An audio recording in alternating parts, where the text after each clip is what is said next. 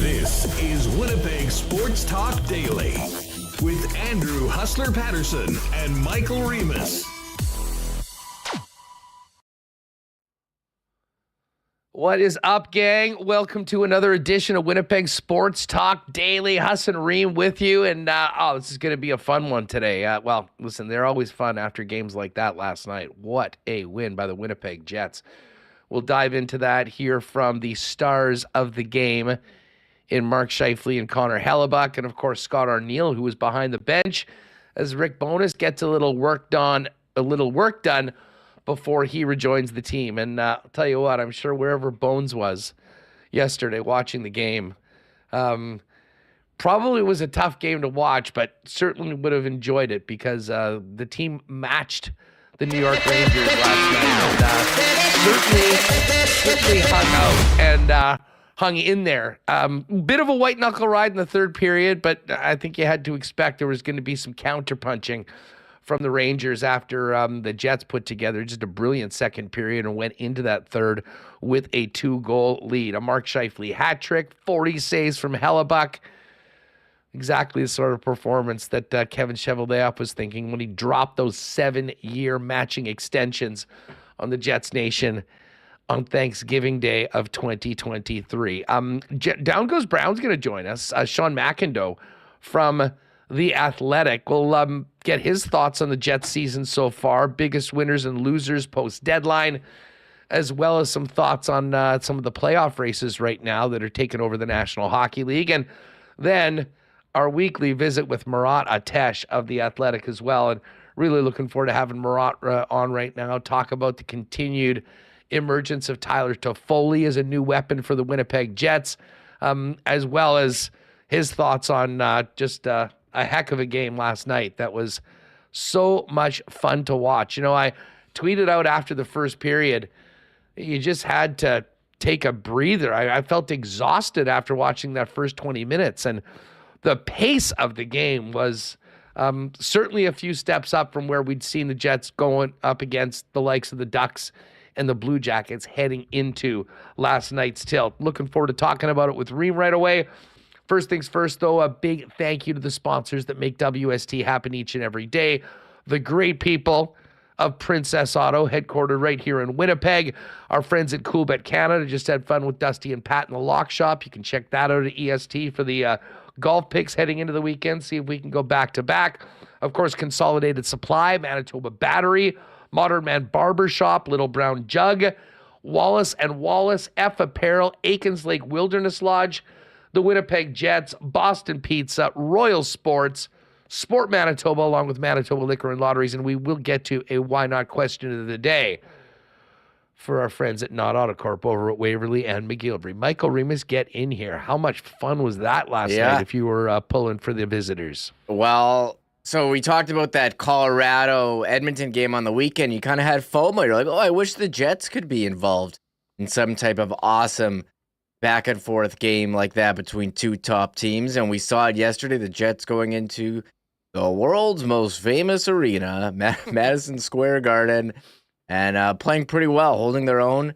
Not only holding on, winning after 3 periods. And your number one center, and we saw them play without him last week. It didn't go so well. Well, here he is against a top team. Not 1, not 2, but 3 goals. And, maybe one of the nicer empty netters you'll see to seal it at the end after giving up the 3-2 goal. So kind of on the edge of your seat.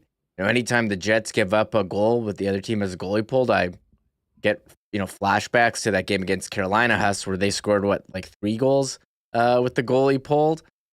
Wasn't that yesterday, but looking good. And one thing sticks out, Huss, the new additions to this team. Tyler Toffoli, Sean Monahan, fitting in so well. And it's funny because I remember when they got Monahan, you're like, why? They could have got Elias Lindholm. They really missed out. And Lindholm has fallen so far out of favor in Vancouver. He's on the third line. He's got, he's just 7 points in 20 games. I mean, maybe they thought they were getting a bit more, but Sean Monahan really energized the power play here. Getting in on that Kyle Connor. His shot deflects and Connor puts it in from a crazy angle. So it was the Jets. Before on the weekend it was line 2 with the Ehlers line, Monahan, Toffoli, and last night it was the top line, Mark Scheifele, and again that snipe that he had on his second goal. I mean, that was from distance. Like, you don't see that often from anyone. So that was incredible. Vintage Scheifele last night. And listen, after that game, I mean, I turned to the guys that I was watching the game with and said, like, are you not getting the vibes of 17, 18 playoff Mark Scheifele? Listen, there's a long ways to go before we get to the playoffs, but that performance last night, the confidence that he had that he was playing with, and the goals that he was scoring kind of felt like that incredible run that he went on, which up until this point, I think without a doubt has been the greatest stretch of his career at the most important time. And he was a monster last night, along with his line mates. A great night for line 1 overall. I mean, they did give some up, but they were pretty tenacious, on the puck, doing everything they could to help out their goaltender. And there's nothing you can do to help your goaltender more than score the way they did last night. We can't forget Kyle Connor, who just seems to pop one every game. A very, very difficult, quick shot on a tough angle to beat one of the best goaltenders in the league. That was a huge goal last night. But really it was Mark Scheifele leading the way. And I mean, we'll get to Hellebuck in a minute. He just continues.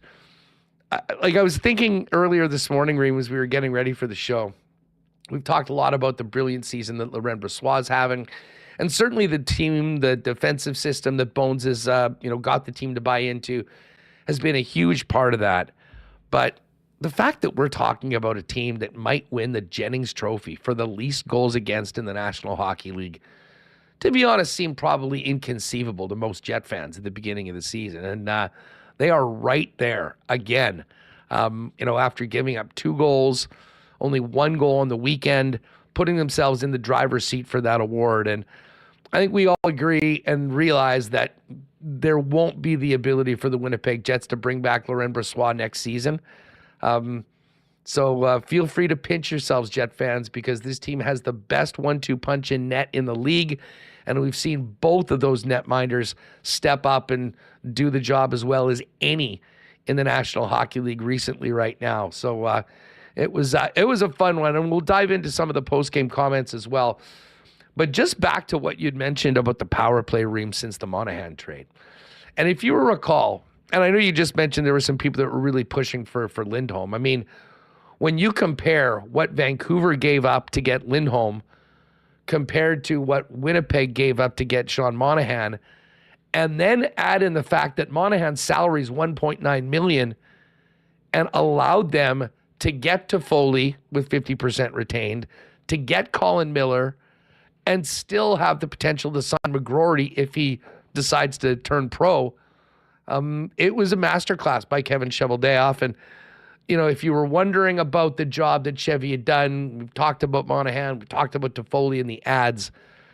It was a big reminder of the biggest move that Cheveldayoff made for the franchise on Thanksgiving with those dual extensions and both of those players starring last night. But back to the power play. I mean, the Jets had really been struggling, and we look back at other games. I mean, the Dallas games head-to-head early on in the season were perfect examples of times where Winnipeg was the better team, I think you could argue, at 5-on-5, but the special teams was really doing them in, and the power play in particular. And shout out to A Took on Twitter who fired this out last night. The Jets' power play before acquiring Sean Monahan was 15.7%, tied for 22nd in the NHL. And I had said when they acquired, I mean, everything that happened before that is in the history books. You can't change it. But post-Monahan deal, if the Jets could get to league average, to just get into the top half, the difference that would make for the club when it comes to wins and losses would be significant. Well, how's this? Since acquiring Sean Monahan, 31.3% for the Winnipeg Jets power play and second in the National Hockey League.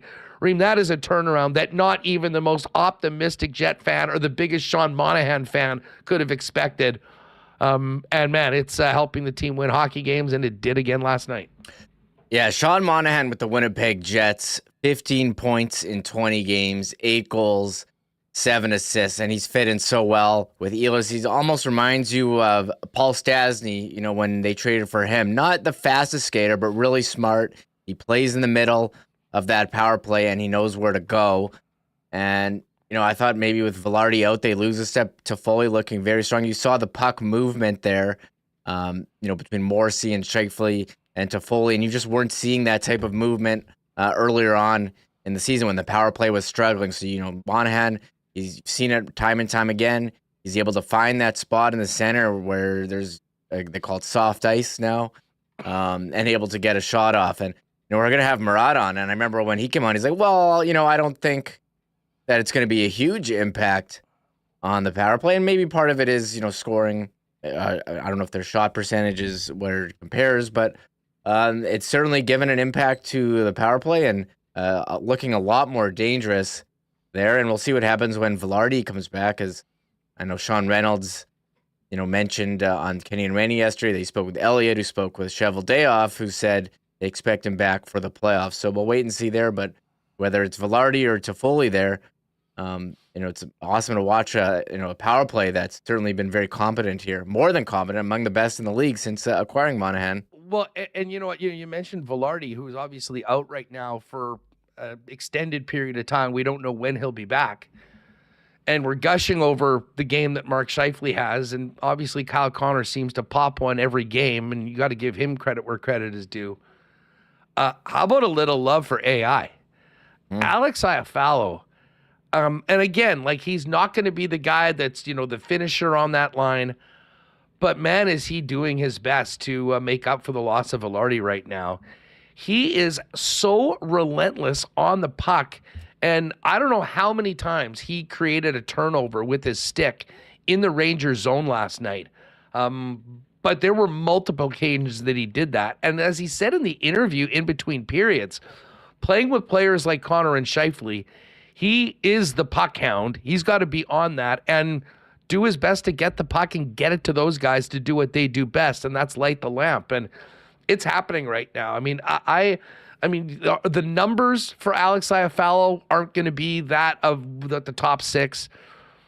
But I'll tell you what, his contributions this year, literally on every line, with the exception of the Lowry line, has been significant. He's making a difference right now in the absence of Gabriel Velarde, who would fit so well on the right side with Mark Scheifele.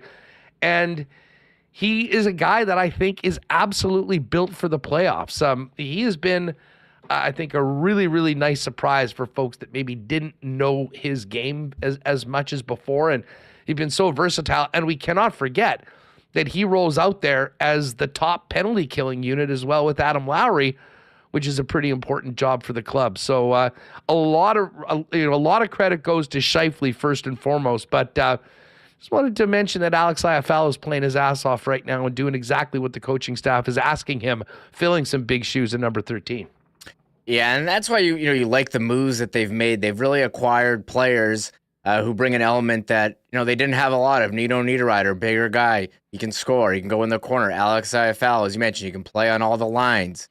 He's a guy who can go grind it out in the corners. Tyler Toffoli, he's a scorer, he's a sniper. Sean Monahan, that second line center that they haven't really had. So this roster is really coming together, and I think that there might be some trepidation, or there was at least. Hey, are we in for another second half slowdown? But this is such a different team. The forward group has really been rebuilt here, going back to last season, and it was certainly an impressive performance against 2 first-place teams, the Rangers in the East and the Jets in the West. And we haven't done our basking in the standings, Hustler, but if you look by... Put them up, Remis. Put them up. Okay, look by the all-important points percentage. There they are. The Jets in first place in points percentage. Vancouver does have one more point, but easy to have more points when you've played in more games. So there's the Jets points percentage, and Colorado had a big win. Dallas is playing tonight. Nashville, an impressive win. So got to keep pace with everyone here in the West and in the Central, and that was a big one last night in New York. And the road trip continues with a practice today in New Jersey, and they'll play the Devils tomorrow and continue the Eastern swing through Washington and the New York Islanders. So really impressive win. A lot of people in chat here very fired up right now after that win. What's the points percentage in the East? Like Jets are at 684. 693 is Boston. They won yesterday. And 691. So just 2 teams ahead of Winnipeg right now in points percentage right now in the National Hockey League. And I mean, can you believe that we're still talking about potentially being number 1 in the league at the end of the season with those President's Cup futures? By the way, speaking of futures, and all you lock shoppers or WSTers that jumped on the preseason Jets props over at Coolbet, thank you, Josh Morrissey. Morrissey officially, with that assist last night on the empty netter, gets to 57 points on the season. Cash those Morrissey over tickets for the year. And with the Jets right now at 93 points, 1 more win. They could hit their season over, Remis, before even getting to 70 games on the season. It has been a great story, and for everyone that believed in them at the start of the year, you're about to get rewarded with one more win. Yeah, it just shows you, where they are now compared to expectations, and we're just seeing a lot of comments saying you're just going back to this time last year. We were all about, hey, what's the future of Scheifele and Hellebuyck, or what's the future of Dubois? Are the Jets going to have to become sellers? They're going to enter rebuild mode, and full credit to them for not going for the rebuild here, for locking down Scheifele and Hellebuyck, who played a huge role. Connor Hellebuyck, huge all night, 39 stops on 41 shots. Mark Scheifele with the hat trick. And we do have to mention a couple milestones. Scheifele hitting his 9th straight 20-goal season, has scoring goal 20, 21, 22, tying Dale Hawerchuk for the most 20-goal seasons in Winnipeg NHL history. And his 8th career hat trick, tying Patrick Laine for the most in Jets 2.0 history. Kovalchuk, the leader of Jets Thrashers franchise history. It gets so confusing. Shout out to TSN at Stats Center. Yes. For putting out the real stats. And Kyle Connor hit 30 goals yesterday, his 6th career 30-goal season, tying Paul McLean for 2nd in NHL history, or Winnipeg NHL history. Hawerchuk, he had 8 30-goal seasons. So TSN Stats Center, I'm going to give a credit to them for putting out the real numbers that Jets fans care about. No offense to the Thrashers, but we don't care. So this is the real 20-goal season. With the 9th 20-goal seasons as well, as people can see up there right now. Great stuff in the chat. Lots of love for Alex Iafallo. Rat River Rebel 9 is a beast. Issue boy Bruce, a fellow is definitely a puck hound. And shout out to PDJ NYC, who was at the game last night. I believe tunes in from the Big Apple. Said Great Point Huss was at MSG last night. The Jets were heavy on the puck all night, AI in particular. And this is a funny one from Victor Owen. Owning it. Very proud of these guys. Ashamed of my negative comments the past 2 years. Hey, again, it's not about what's happened in the past. It is about where the team's at right now and moving forward. And listen, there was a lot of people that had legitimate questions. It was not unreasonable to wonder where this team was. I mean, it was at a crossroads at the end of last season, and between the Dubois trade, the re-signings that I don't think anyone could have seen, for one, never mind both, in the fashion that it's happened. It's put together a pretty magical season right now, and this Winnipeg Jets team is going toe-to-toe with the top teams in the West, the top teams in the Central Division, and right there near the top of the league with the Boston Bruins and the Florida Panthers for first overall. And tell you what, as much fun as this next 13 games is going to be for the Winnipeg Jets, 13 or 14 into the season, a team that's ready and to come out and play like that last night, you can't help get excited about what might be possible come playoff time, because that's when things will really matter, Reem. Yeah, and I think we've seen a lot of naysayers. Maybe you have PTSD from last season's second half slide or previous seasons, but we've heard for the last couple weeks here, the Jets, because they lost to Vancouver, Dallas, Nashville, they can't beat playoff teams. So we heard that so many times, and I was actually getting sick of it. Well, they had a pretty big comeback against Carolina a couple weeks ago. They look like a playoff team to me, and the Jets, they played really well over the weekend against Anaheim and Columbus. But then, you hear people coming in our chat house like, well, they should beat Anaheim and Dallas, or not Anaheim and Columbus. They're way better than those teams. So what? They beat them, 12-1 in 2 games. Let's see them beat a real team. So they go into New York, beat up on the Rangers. And even there's someone in chat, I predicted it yesterday. Someone comes to chat, well, they don't have to play the Rangers in the playoffs. Let's see them do it against Dallas. So some people has never satisfied. Enjoy the ride. They're first place by points percentage in the West.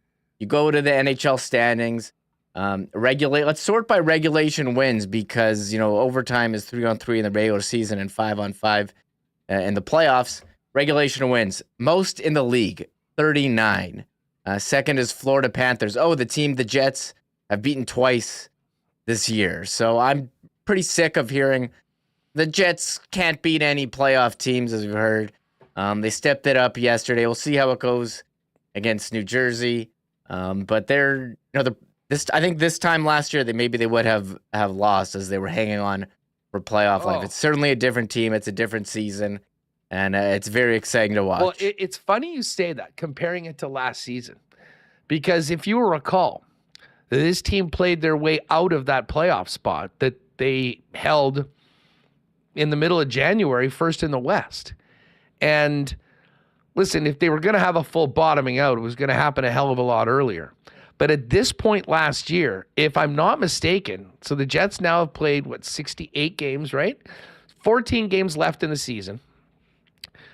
Hellebuyck played 13 in a row to pull the team across the finish line to make the playoffs. And I think Big Save Dave got the final game of the year. They're in such a different situation right now, being able to play both Hellebuyck and Brossoit.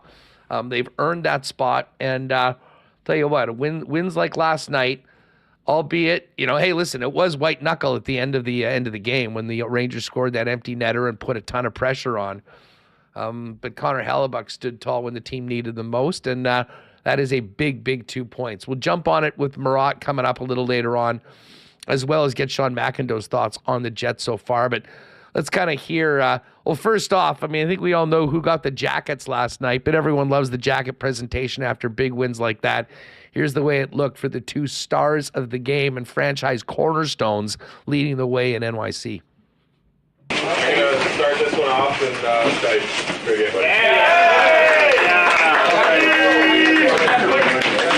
Hey, boys, that was a big win. Good team we're playing against. Bucky, a lot of big saves at the end, man. You held us in there, even early, too. So, big win, boys. Good win, boys. Bucky. Come on, Brad. You better. Boys, this is fun. We're playing fun. Let's keep it going. Oh my God, Hellebuyck is a beauty. I don't know if people saw it today. Check your Twitter feed, but Jets are practicing right now. And I guess wherever they're practicing, there's like a long run from where they get dressed to the rink. Hilarious video of the equipment guys pushing Hellebuyck in full equipment on a cart all the way down. But I'll tell you what, there it is, right there. You've seen it. You play like that last night and what he's done for this club, you can get pushed on a cart wherever the heck you want. Scott O'Neill, of course, was behind the bench last night as Rick Bowness headed back to Winnipeg to get a little maintenance done on the Temple.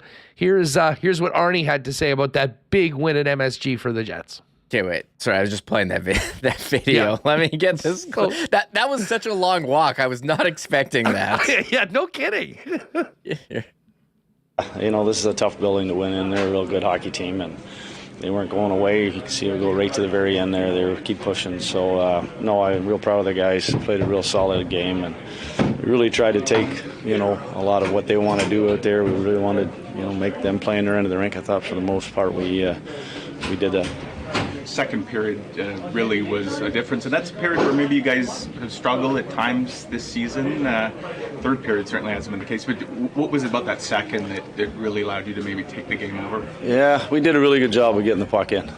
We had talked about puck management, especially through, they're such a good transition team, and you turn the puck over, they're gone the other way, and we just did a real good job of getting it down in behind their net, and we're a good forechecking team, we're a big heavy team, and we hold on to pucks, and I thought just before Scheif's goal there, we had 3 real good shifts where we got them hemmed in their end of the rink and kind of wore them down and got rewarded for it.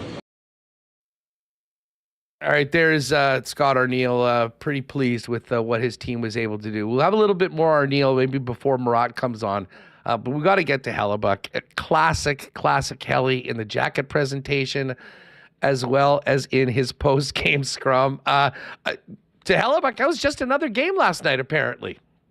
No, it's just another game. Getting hot at the right time and making sure I stay that way. My details are right. I'm working hard, and the guys in front of me are making my life really easy. So our details are right, and things get very predictable, and that's when that's happening. A game like this, though, a team that's right up there among the best in the East. You guys are obviously competing best in the West. Did it feel like just another game, or did it feel like this was maybe a measuring stick of some kind? I think anytime you come into a building like this one and the crowd gets into it, it has just a more energetic feel. Right. But that being said, it was just another game, and that's what we really got to focus on, is just making sure we're playing the right way and our way and really forcing our will on teams.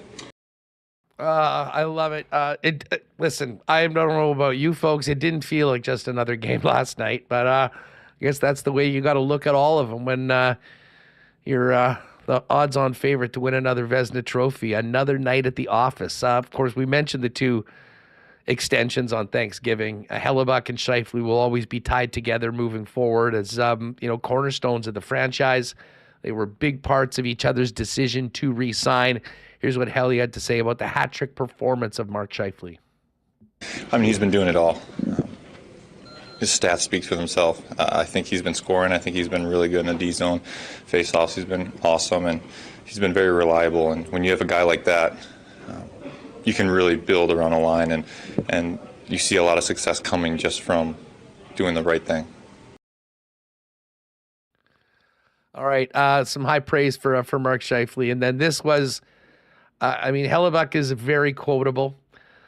This is going to be up there with the quotes of the year. Hellebuck asked if there was any save that stood out to him amongst the brilliant performance he put on last night at MSG. 40 of them. That's a good answer. That you had had a great view of it, kind of in that last minute. How close was that when it looked like they were trying the seam pass there and trying to one-time it in? Did you get a piece of that puck, or? You talking about the goal, or? No, after the goal, like when they were down 1, there was another real close play there, kind of right in front of you. They're gonna jam and try to create some chaos, and it's my job to just calm things down. In a moment like that, is there a part of you that thrives, having the game on your shoulders, in a 6-on-5 up 1? I mean, you definitely need your goalie to make a save here and there, but like I said, I thought the guys' details were great, and it was very predictable for me to see what was going to happen and what could happen. And the guys, they were paying the price. They're in the lanes, and they had their sticks right, and the details were right. By the way, nice to see Helly rocking the aviator hat as opposed to those abominations they've been getting from Fanatics over the last little while and making the guys wear after the game. Really looking forward to this next conversation. Going to quickly thank a sponsor and come back with Sean McIndoe. Down goes Brown from The Athletic. Well, spring is just about here, gang, and our friends at Consolidated Supply are ready for a very busy spring and summer and the change of the seasons. The gang at Consolidated Supply are the leaders in irrigation systems, artificial turf, and of course, golf carts in Manitoba is the official club car dealer with incredible new and used options for you in regards to golf carts. They've also got other amazing options for your property, including hot tubs and incredible outdoor kitchens. And of course, they're also the leaders in small engine parts and repair. Consolidated Supply has so much waiting for you. Come on down and see them at their beautiful showroom, open to the public at 1395 Niagara Road East, or find out everything Consolidated Supply can do for you online at cte.ca. Our friends at Manitoba Battery are enjoying the beauty of their new location over on Dovercourt Road. It is officially open, and Donnie and his staff welcome you down at the original location at 1026 Logan, but at the new spot at 452 Dovercourt Drive. And as part of the grand opening celebrations, any battery that's normally $60 or more will save you an extra $10 if you pick it up in store. But of course, you know Manitoba Battery is your local option with the best prices on batteries of all makes, models, shapes, sizes, whatever you need, beating the pants off the big box stores. And of course, they will deliver to you for free any battery purchase inside the perimeter of Winnipeg over $60. It's just that easy. So head on over to manitobabattery.com or pop by and visit the fellas at the new location, 452 Dovercourt Drive, and of course the original spot at 1026 Logan Avenue. Guys, if you need to get a fresh new look as we head into spring, you know where to do that. Get on over to one of the 8 Modern Man barbershops conveniently located throughout the city of Winnipeg, including their 2 newest standalone locations on Pembina Highway or on Plessis Road. Modern Man barbershops offer a variety of grooming services, including haircuts, beard shaping, shaves, color services, and more. The easiest way to make an appointment and book your look is at modernmanbarber.com. And make sure to give them a follow on Instagram as well at Modern Man Barbershops. And we'd also have a huge thank you to the great people at Canadian Club for their continued support of Winnipeg Sports Talk. And of course, the Winnipeg Blue Bombers is the official spirit of the blue and gold. We'll be counting down the days till we're enjoying CC's at the Rum Hut and the Jim Beam Social House, and CC's and Gingers at the stands at Princess Auto Stadium. But while we wait for football to return, you're going to always get the great taste of Canadian Club and all their amazing products at your local Manitoba liquor marts. Pop by today and check out the Canadian Club display. And remember, always enjoy responsibly. All right, let's welcome in Sean McIndoe from The Athletic. You know him as Down Goes Brown. Sean, what's going on? It's great to have you back on WST. Hey, it's great to... Thank you for having me. It's great to be here again. Always a pleasure. I've got to ask you, what have you thought of the Jets season so far, where they are right now, as opposed to maybe what you were expecting going into this season? Hasn't followed the script, at least the one that guys like me had, right? Where first of all, even going back to the beginning of the offseason, right? Like it was going to be the teardown. It was the era had come and gone, and now the contracts were up. We all know nobody wants to stay in Winnipeg, of course. So, they were going to lose Hellebuck, Scheifele, a bunch of guys out the door, Dubois, of course. And you kind of sat back and waited for it, and it didn't happen, and it didn't happen. And then, of course, they get the 2 big guys re-signed.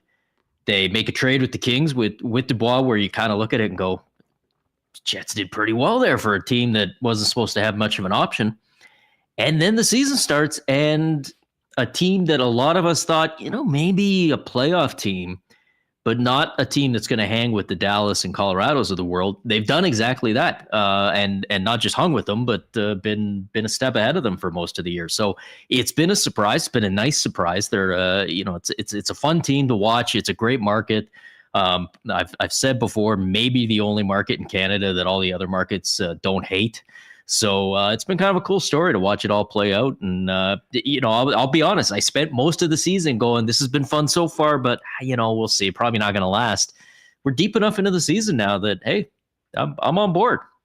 Well, and recently and I think this is why people are so excited about that game last night. I mean, they've done a great job at beating up on the lower level teams of the league. I mean, they needed some wins on the weekend. They outscored the Ducks and Columbus 12-1, which was great.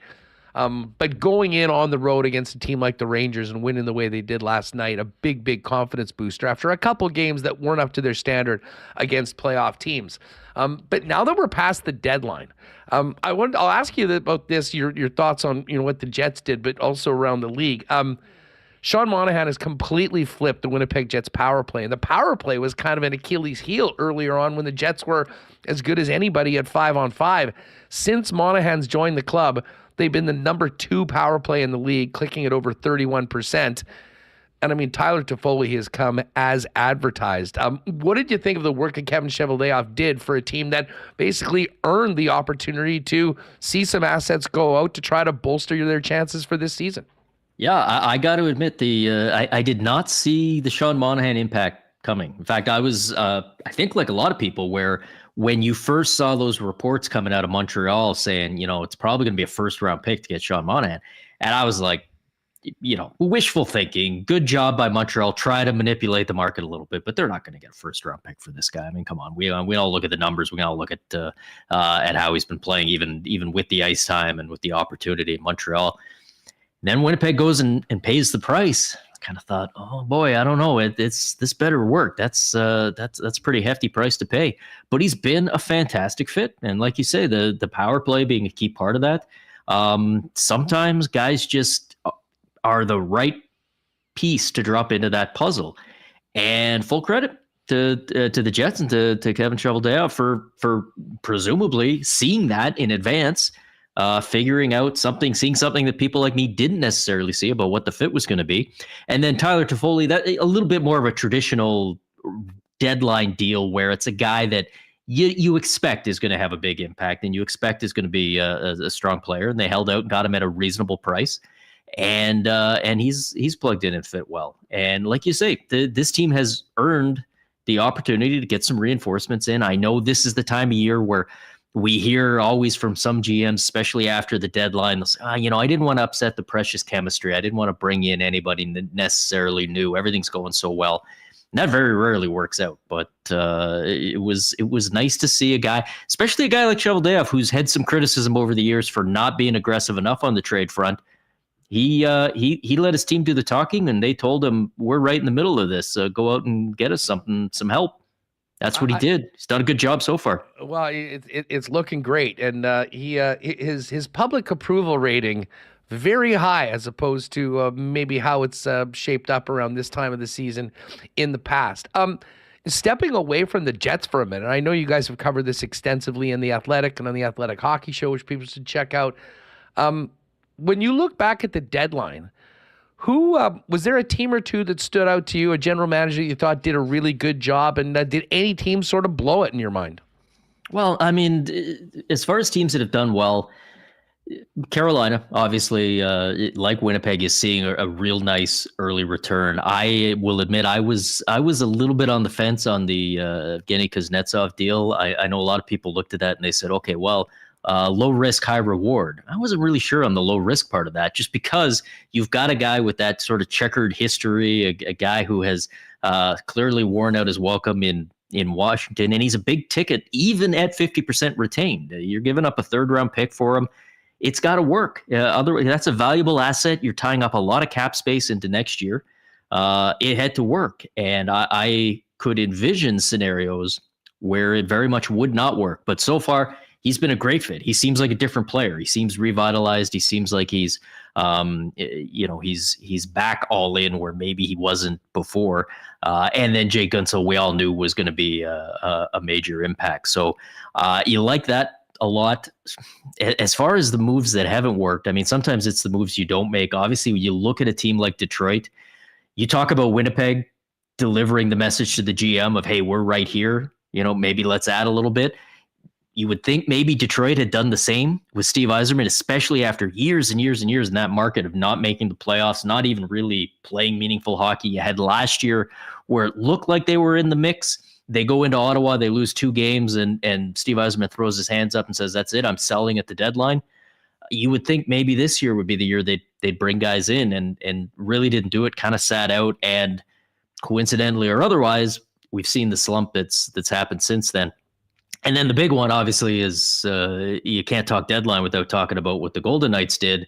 as usual, being completely all in. I mean, we talk about the metaphor of pushing all your chips into the middle of the table. I mean, the Golden Knights are the team that's pushing all the chips in, and then they're taking off their gold watch and they're reaching into their pocket and they're pulling out the kids' college savings and all of that and dumping it all in the middle of the table. And boy, winners, losers, I don't know, but absolutely the most fascinating team in the league right now post deadline, because you're looking at the standings going, they're 3 points up on a playoff spot. They can't miss. You absolutely can't do everything that they did and then miss. And yet they're in a real precarious spot right now. Well, we'll get to that in a sec. By the way, thanks to Trish Jordan for the super chat. Tried to donate 40 for 40's 40 favorite Helly's 40 favorite saves, but couldn't figure it out. Trish, thank you very much. Really nice of you. Well, let's get to these playoff races. And you just mentioned the Vegas Golden Knights. They are in a pretty precarious predicament. And the weird thing is, Sean, I mean, they had that incredible start to the year where it was like, all right, they're in Stanley Cup mode right out of the gate. If you look back at their last 50 games, they have been very mediocre. They have had a lot of injury issues with some of their top players, which you can't overlook. But how precarious of a situation is this for Vegas right now? And what do you make of the Minnesotas and the Blues that are on their case? And maybe mention Nashville, who's sort of come out of nowhere as the hottest team in the league to almost lock one down with a dozen games left. Yeah, you figured Nashville's pretty much got it locked down.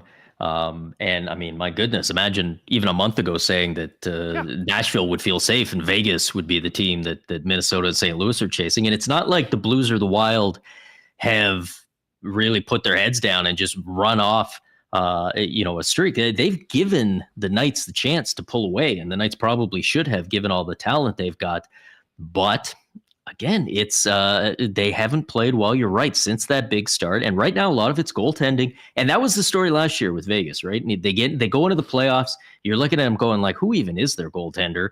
And then they get the goaltending, especially Aiden Hill as he comes on later in the playoffs, and he's fantastic. And an awful lot of people looked at that and said, okay, the lesson there maybe is you can win with anybody in goal. It's about the team. It's about getting the guy who's hot at the right time. They go and give Aiden Hill the contract extension, not a huge one, but well earned based on what he had done to bring them the Stanley Cup. He hasn't been good lately, and the goaltending just hasn't been good. And so much of what we do, whether it's where they're writing, where they're on shows like this podcast, we sit here and we break everything down, we analyze it, and who did what and who did this, and oh gosh, maybe this roster. It just comes down to the goaltending, and that's when you look at a team like Winnipeg has got the goaltending, and they've had it all year long, and they went into the season expecting it, and they paid for it to get it. Vegas, maybe a little dicier. They're just not getting it right now, and the various other teams around the league, so often you get a coach fired or you get this or that. You just look at the goaltending, and if that save percentage is down under 900, you're probably not winning a lot of games. The good news, I guess, if you're a Vegas fan, is we know that it can flip. We know that Aiden Hill can get hot. We know that, especially in big, important games, he's not going to shrink from that after winning a Stanley Cup. He's got to get them to the big, important games right now, though, and there's no guarantee that they're going to get there, which is, I tell you, just fascinating to watch from a distance, especially I know there's a ton of fans out there that can't imagine anything better than watching the Vegas Golden Knights faceplant after all their success or shenanigans over the last couple of years. The one thing that is somewhat scary is that you could win the West and get the Golden Knights as your prize in the very first round of the playoffs if they sneak in eighth, because we all know that team might look a little different come game 83 than game number 82. As far as the East goes, like Tampa's played well. They had a big win last night in Vegas, and they've sort of kind of in that Nashville position pretty comfortably in the first wild card. But what's happened to Detroit, and how is Washington doing it to get back in? Their goal differential is still minus 27, yet they're 8 games above 500. And I mean, although they aren't in a spot right now, they've got 2 games in hand. They're 1 back. And you would say that based on the numbers would probably have the best chance of getting that final wild card. Yeah, none of these teams are good. That's the explanation. That's what's happening here. Can we shut the door on the expanded playoff? Well, I mean, do you shut the door on the expanded playoff, or do you say that, you know what, maybe if we expand the playoffs a little bit, if we're going to have teams that aren't very good making the playoffs anyways, let's at least have them win their way in and, maybe give a little bit of an advantage to the Winnipegs of the world in the case of this season, who are going to have that top seed. Let them go in a little bit rested. Let them go in against maybe somebody who's not as strong an opponent. I think there's arguments both ways, but man, it's awfully tough to look at the Eastern playoff race and say, boy, I wish we had more of this, because you talk about Washington. I wrote about them over the weekend in my power rankings. And yeah, I mean, this is another team that is just not following the script, up to and including the fact that they were selling at the deadline. So often whenever you criticize a team, you say a team's not very good, you're flooded with these fans who show up and go, you never watch our team. If you watched our team, well, I'm pretty sure Brian McClellan watches the team, and he went and traded three key pieces at the deadline for future assets, which is not something you do when you think you've got a playoff contender. But here they are. And the crazy thing is, I was looking at the standings this morning. The Washington Capitals, in their last 10 games, are 6-4-0. That's fine. That's not great. That's 12 points in 20 games. I mean, that's barely what we consider playoff pace over a full season. 12 points in 20 games. They've gained ground on everybody in that Eastern race. Every team ahead of them, behind them. The Philadelphia Flyers we include as part of that. And they are just absolutely flying by and staying right in the mix on these guys. And it's one of these things where you sit there and you look at it and you go, okay, 3 weeks ago we thought it was the Red Wings, and then they went cold. A couple weeks after that, we thought it was the Islanders, then they went cold. Now we're on to Washington. Who knows? I feel like we've already done Buffalo, Jersey, and some of those other teams. Who knows what's next? But right now, Washington's right in the middle of it, and it doesn't make any sense, I don't even think, to their own front office. And you mentioned Philly. I've been surprised at Philly all year long. Like I think most, we didn't expect them to be even challenging for a playoff spot, never mind in the third place in their division as long as they've had. But man, that was a wild scenario last night. Desperately needing a win. Healthy scratching their captain, Sean Couturier, and yet what happens? They go out shorthanded and beat a good Toronto team and get a massive win. Torts has done I know there's a lot of people that won't agree with his methods, but somehow he's squeezing everything he can out of that club. And it's almost like a racehorse. He's just getting the final few whips down the line to try to get them to a finish line. Yeah, and it's look, I mean, we got to be fair, right? And if that had played out last night and they went out and lost 7-1, guys like us would be dumping all over John Tortorella, saying, you demoralized the team, you can't do that. The team's going to quit on him now. They went out and played great, and they got a win. And it's something that it's really almost unheard of. I think it was TVA had the stat was the first time in 10 years that we've seen a captain get healthy scratched, not just towards the end of the season when they were resting up, but be for performance reasons. Ed Jovanovski in Florida was the last guy, and that was in his final year. And here's Sean Couturier, a guy who was named captain just a few weeks ago. It wasn't like this is a captain who's been hanging around for years and years and past his expiration date. He was named captain just a few weeks back. He's got 6 years left on a real big contract. You'd think there would be an impetus to make this work, and yet you've got this situation where not only does he get scratched, but he's sitting there saying, I don't know what happened. I don't know what I'm supposed to be doing differently. You got his agent coming out saying, we don't know. We haven't been told. There's been no communication. Tortorella, after the game, does it, by the way, against Toronto, where it's going to get a ton of attention. There's a ton of media there. He knows the question's coming, and yet he does the kind of Tortorella post-game act where he acts like, I'm not going to answer your question. I'm not going to tell you. So who knows? I mean, it feels like a powder keg. This feels like a situation that should blow up, and yet they did get the win. And if they keep it up, you got to give the guy credit. At some point, maybe the mad scientist is actually pouring the right ingredients into the potion, and it's going to work and turn into something for him. Sean, so great having you on the program. Folks, obviously you should be subscribed and checking out all of Sean and our pal Murat's work, who's going to come up in a few minutes on the program. But I always love the weekly power rankings. We'll see if the Jets can maybe get a nudge this week. But are the Florida Panthers in your mind? They were the number one team last week.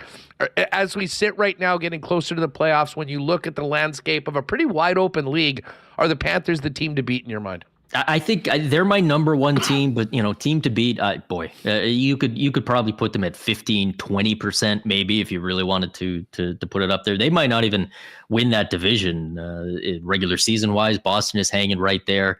If they do win the division, they got to go through whoever wins a very tough Boston-Toronto series, New York, Carolina, presumably waiting for them, and then who knows coming out of the West. I cannot remember a year where there have been this many teams that feel like legitimate, real good Stanley Cup contenders to the point where, in my weekly rankings, every week I do just a top 5. Here's the top 5 teams I think are most likely to win the Cup. And inevitably, someone will say, how come my team's not there? And, would this team be 6? What about this team? They should maybe be, there's 6 or 7 teams that deserve that top 5 spot. There's 10 or 11 or 12 this year. And I mean, I could do my rankings and I could have a team number 10 and you might turn around and say, you know what, that team's number 1 on my list. And I don't know that I could argue that hard. It's very hard to find a spot for a Winnipeg, a Vancouver, Edmonton. I haven't had Toronto in there all year long, so you can't even call me a homer.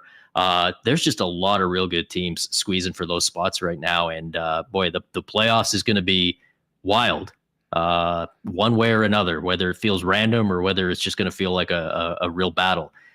It's going to be something to see. And anyone who tells you that they got a good sense of how it's going to play out is lying right to your face. Cannot wait for it. And of course, we'll be eating up all the great hockey content you and the folks at The Athletic have for us waiting over at the site. Sean, thanks so much for the time. Always appreciate it. Enjoy the pucks tonight and the upcoming Stanley Cup playoffs. Right on. Thank you for having me. Thanks so much. At Down Goes Brown on Twitter, folks. You know him well. And of course, you can read his weekly rankings and so much more along with the Athletic hockey team over at theathletic.com. Speaking of The Athletic, Murat will enter the chat in a little under 10 minutes or so. We did have Sean come in. I do kind of quickly want to get back to a little bit more coming out of last night's game before we talk to Murat about it. When we heard from Arneal on the game, Mark Scheifele, and Connor Hellebuck kind of stole the show last night. Scott Arneal also spoke to Mark Scheifele, his performance last night and his contribution to where the Jets are right now after the big win. I think certainly he's underrated, and I think that he just he plays now. I think this year he's having such a great year at both ends of the rink without the puck as well, and I think that's 9 straight 20-goal years. So he's in elite company, and you know what, we know what he's about, and we know what he does for our hockey team, and how special he can be.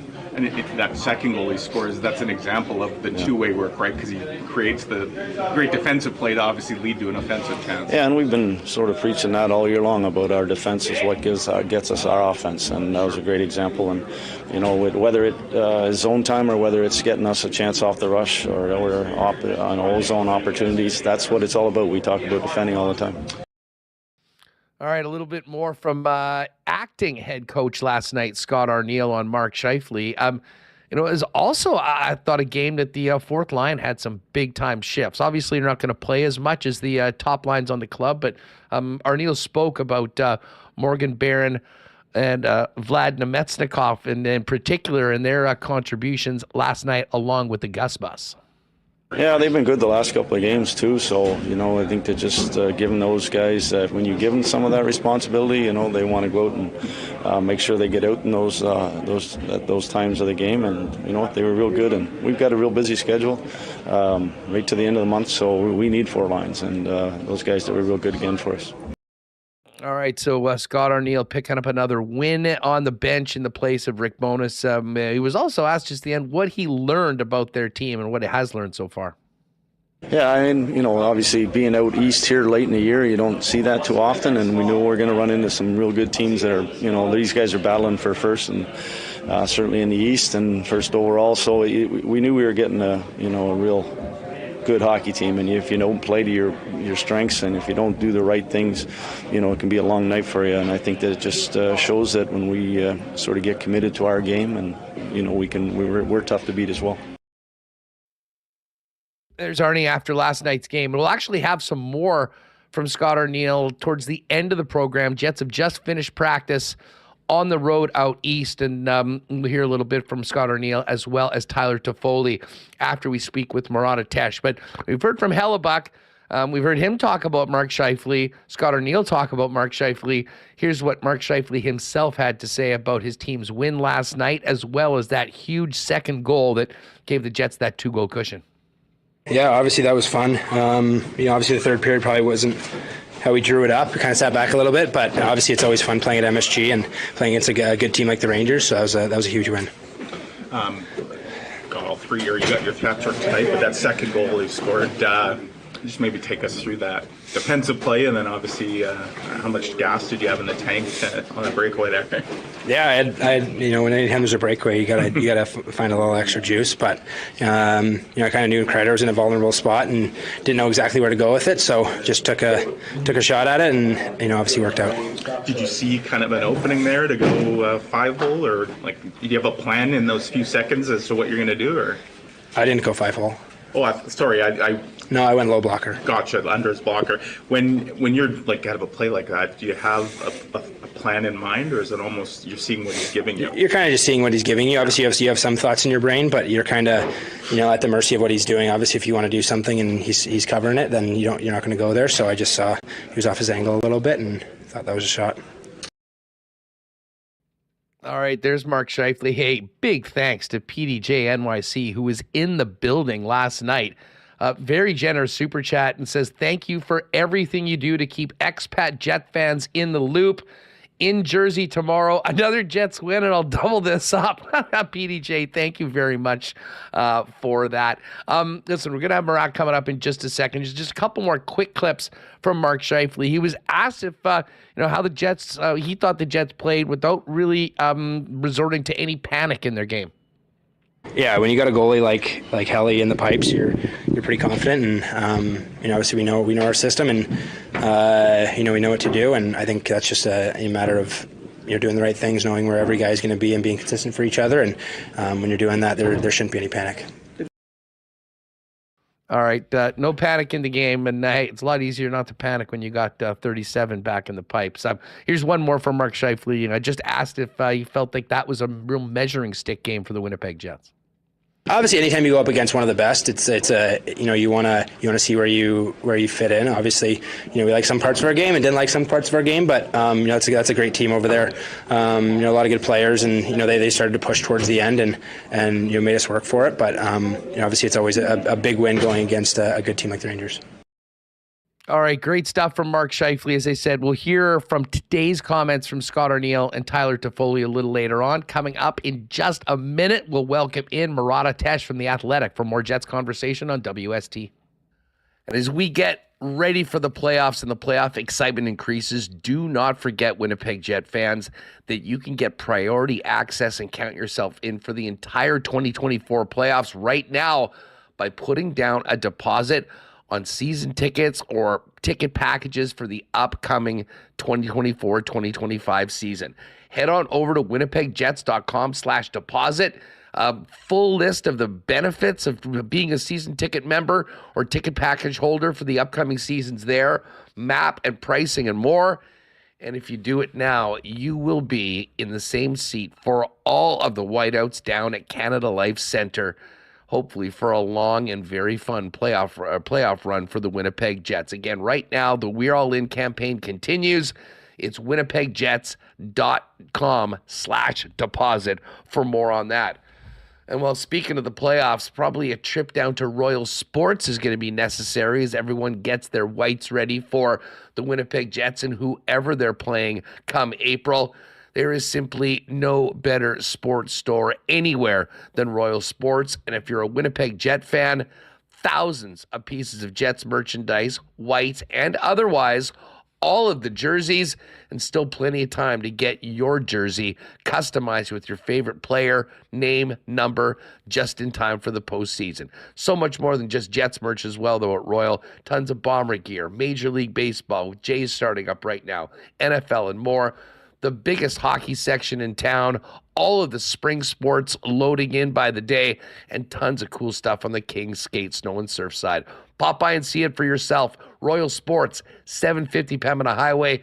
And make sure to give them a follow on Instagram at Royal Sports Pembina for the latest merchandise drops and sale information.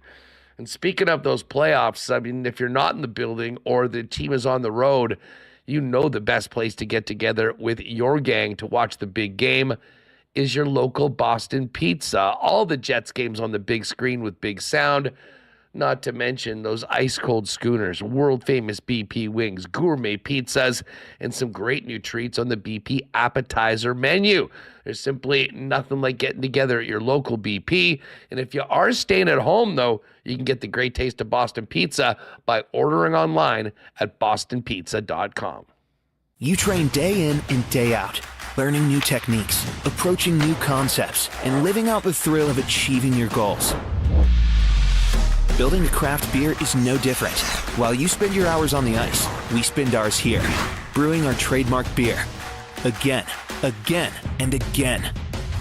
Here's to pushing the status quo and challenging ourselves to build something memorable. 1919 by Little Brown Jug.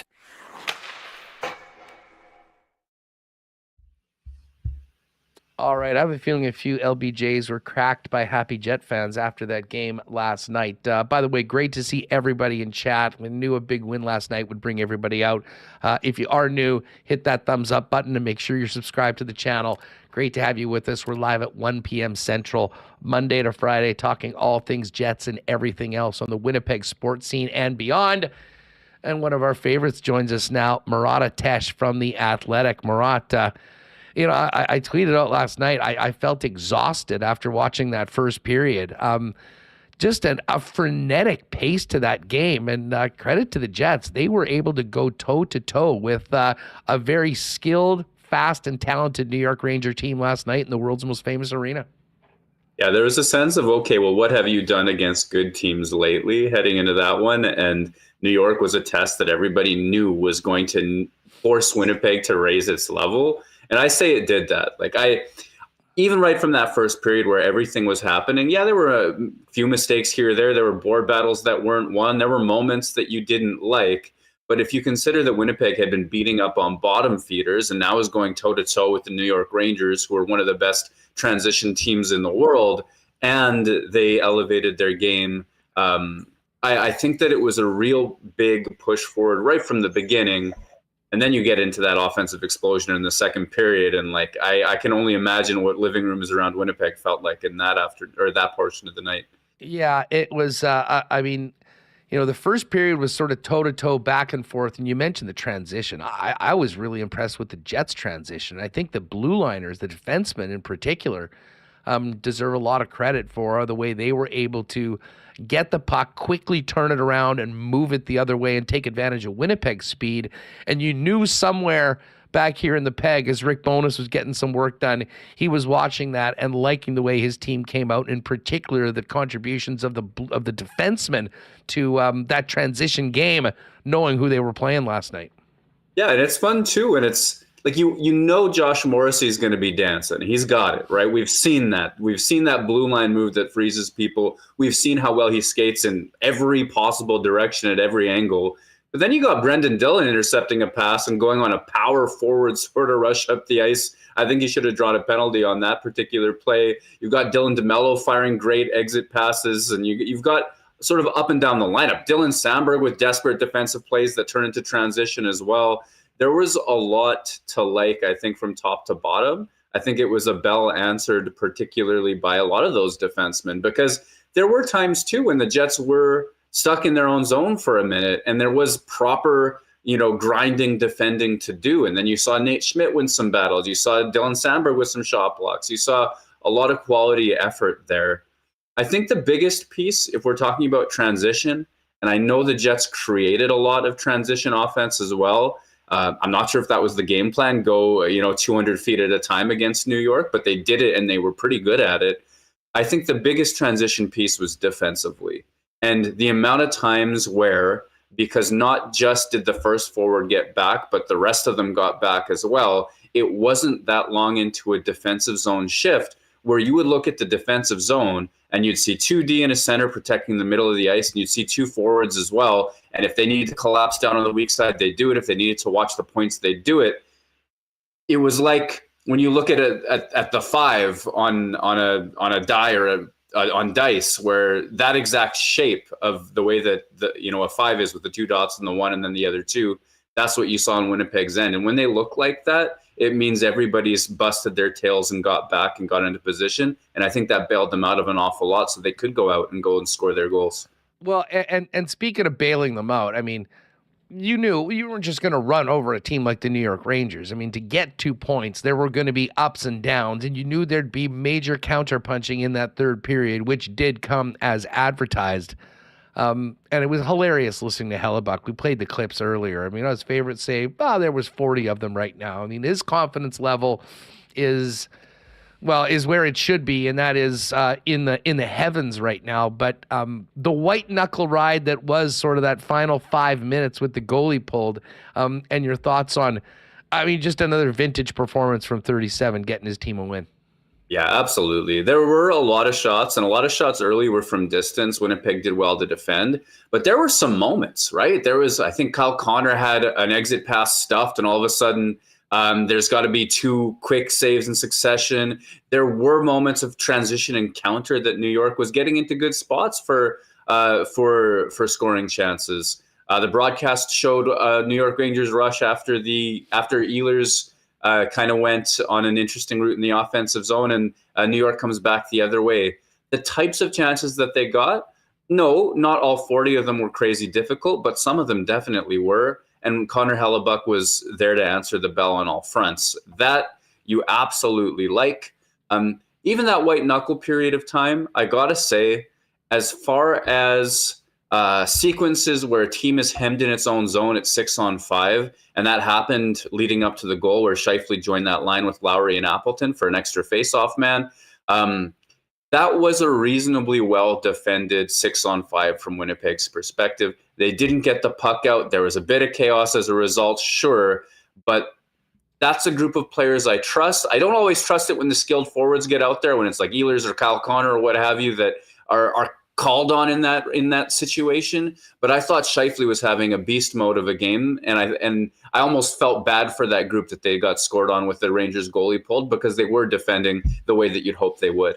Well, it was all smiles after the fact once they got to the finish line, and Hellebuck, a massive part of it, but it doesn't happen without contributions up and down the lineup. But it really was a Mark Scheifele game and that top line. And Kyle Connor seems to score every night, and you almost take it for granted. But a hat-trick performance of Mark Scheifele. And I will say this, and we've talked about this a little earlier today on the program as well. Alex Iafallo, while not your prototypical top-line player, does really seem to come up big. I mean, he is such a puck hound. He's relentless on it. He turned over the puck numerous times in the offensive zone, and he knows that when he gets that, the plan is get it to 55. And when 55 is going the way he is last night, good things are going to happen.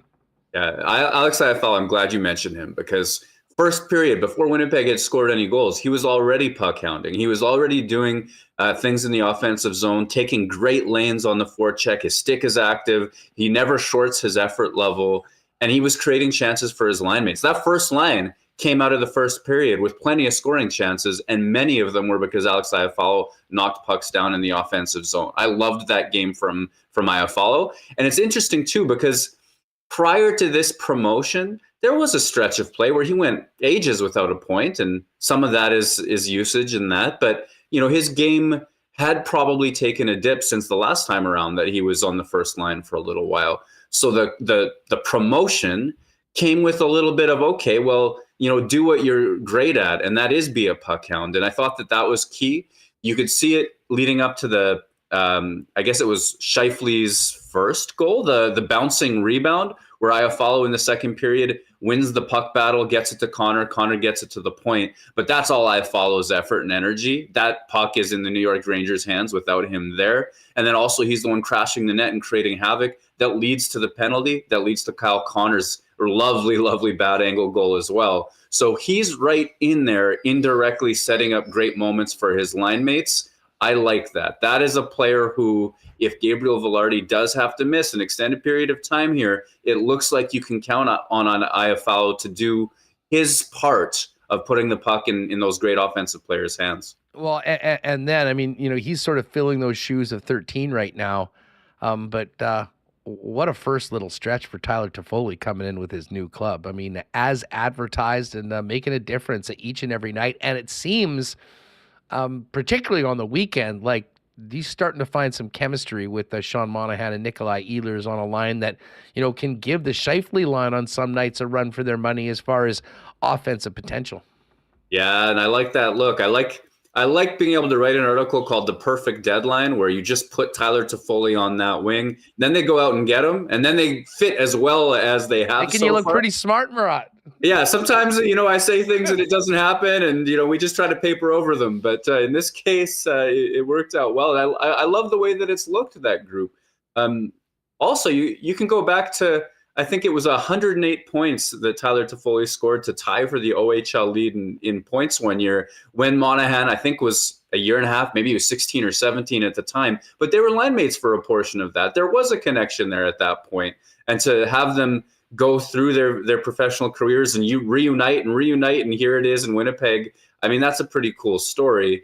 And then to have Nikolai Ehlers get in on that as well, where, I thought the first couple of games that line got together, I thought Ehlers was trying to make plays a bit too soon. He's got all that speed. He's got all that passing ability. I thought he was deferring to his new line mates by making plays at the blue line. Ehlers has done a better job of getting established in the offensive zone, holding onto the puck, and then making those passes. I think that that's created some offense for them. And we've seen Tyler Toffoli's playmaking side come out too, because that low to high pass that he made on Ehlers' goal, that was the stuff of Mark Scheifele earlier on in that same game. It's really excellent playmaking. I like that Winnipeg has a second line that you genuinely feel you can count on for offense right now. And Monahan's been a big part of that. And I want to get to the power play for a minute, and I'll pull this up. And I remember when the acquisition of Monahan came, and especially, the first couple games, was a little slower, and then he scored a couple goals. The power play kind of clicked. And I remember saying on this program, I mean, everything that's happened with the power play struggles up until that point really don't matter at this point. But if the Winnipeg Jets over that 30-odd games with Monahan could pull a power play from the 20s into even just the top half of the league for the remaining part of the season, that would be a significant improvement. I'll be honest, I didn't see them being number 2 in the league since Monahan joined the club, 31.3%. How has the power play changed so much, and how big a part of it is what Monahan has brought after being acquired from the Habs? I think, I undersold the impact. I didn't believe it was going to be that substantial as well. And when you watch, even in practice, when you watch Monahan take his reps in that bumper position in the slot, and he's, making micro adjustments, so many of them every time the puck changes directions, every time a stick moves from one spot into a lane to another, Monahan is reading the ice and he's moving himself. It could be half a foot. It could be moving his stick from one spot to another. He is so active and he seems to read what's going on so well. He's always presenting himself as a dangerous option to receive a puck. And then when he gets the puck, he already seems to be aware of where his next outlet is going to be, whether that's, obviously we've seen him take the shot right off his first touch a lot of the times. I think it was his shot attempt that bounced to Connor that led to the Connor goal. But you've also seen him make plays where it comes off of his stick in the middle to maybe it's Kyle Connor in the back door. Maybe he's going back to Scheifele. Maybe he's going to Velarde or now Toffoli down low. He has a plan and he has a read of the zone, and he's making all those micro movements so that seams open up and more passes can get made. That's what I've noticed. But I also thought for a little while, because Gabriel Velarde, when he was healthy, was quarterbacking that power play. And I know that the puck starts in Mark Scheifele's hands, but And I know that Scheifele and Monahan have something nice going on too. There's don't let me not undersell Mark Scheifele's offensive ability. But when that puck went down low to Velarde, he had so many options. He had his moves across. He had a fake move across, and he'd bring the puck back and score short side. He had the pass to Monahan. He had passes to Connor. He had passes back to Scheifele. And defenders didn't know what to do with themselves. There were so many different legitimate threats that they had to respect. So I wondered to myself, if Velarde's hurt, and I know they've picked up Tyler Toffoli, who's played that position, can they keep this up? And they absolutely have, which is to their credit. It's to Toffoli's credit. It's to Scheifele's credit and Monahan. I think those three players, that triangle between the bumper, Scheifele, and then down low has been the key to Winnipeg's success. I'll give Remo a stick tap for this. We were talking about those power play numbers just on the DM earlier, and he brought up the name Paul Stastny. And it got me thinking, I'm just sort of thinking about the impact that Stastny had coming to Winnipeg at the deadline, the little bit more body of work because they made the move a month in advance. But how would you compare the impact of Monahan this season to Paul Stastny's back in the 2018 year? I mean, offensively, it's got to be on par. It's got to be right up there. And you can see that in the production. It's not that everybody believed you were getting that second line center that could be a championship contending type second line center. When I go to the Athletic and I write the Stanley Cup checklist and Sean Monahan's grading out as a cup contending second line center, there was a lot of doubt there. There was a lot of, he scored a lot of power play goals in Montreal. No way that's going to last. It's lasting, is it not? I mean, he picks up a pair of assists the other night as well. His offensive production is there. For me, Stastny's impact was a little bit different in that he took that line with Patrick Laine and Nikolai Ehlers, and at that time, they weren't a positive possession line. Like, they would score their goals every now and again, but they spent ever so slightly more time in the defensive zone than offensive. Stastny changed that. That became a line that you could count on for possession. So Monahan hasn't had to do that to the second line. It's, the Winnipeg's forwards have already been good. That's one mild difference. Plus, the biggest thing, though, is the payoff down the line. Because Paul Stastny, Game 7, Nashville, the biggest game that Winnipeg had played any 2.0 era team, right? Like, this was the biggest game in franchise history. Stastny with, I think it was a pair of goals and just an all-around wonderful performance. That's the stuff that Monahan is sort of going to be compared to, I think, because of what Stastny was able to do. He's on a pretty good track so far, and that's pretty incredible given the expectations when he came in. No doubt about it. Murat is with us from The Athletic, breaking down last night's Jets win and looking ahead to the final 14 games of the season and the playoffs. I have to ask you this, though, coming out of last night's game. Big picture, looking at this season overall, the brilliance in net, Mark Scheifele's turnaround, the 200-foot game that we just talked about, and we heard Scott Arniel praise him for. Do you ever think back to how different things would be if we didn't get the dual Chevy bomb of the 7-year extensions of Scheifele and Hellebuck on Thanksgiving Day leading into the season, and how that has completely changed, I think, what many people perceived as the direction or the future of what was going to happen to this team? Yeah, that is 100% a moment that changes the trajectory of the Winnipeg Jets franchise. It is an absolute joke if you sit there and promise that the Jets have long-term stability and stars and Stanley Cup aspirations and you're trying to win, if your future is Josh Morrissey signed for a really long time and that's about it. Adam Lowry as well, pardon me. But the moment that you have Connor Hellebuck and Mark Scheifele locked down, and we can quibble about how good they'll be at age 36, 37, 38. That's a road we haven't walked down, and we saw what happened to Blake Wheeler. Right now, what that does is it creates a whole bunch of elbow room around the rest of the roster. It creates space for other players to have successful seasons.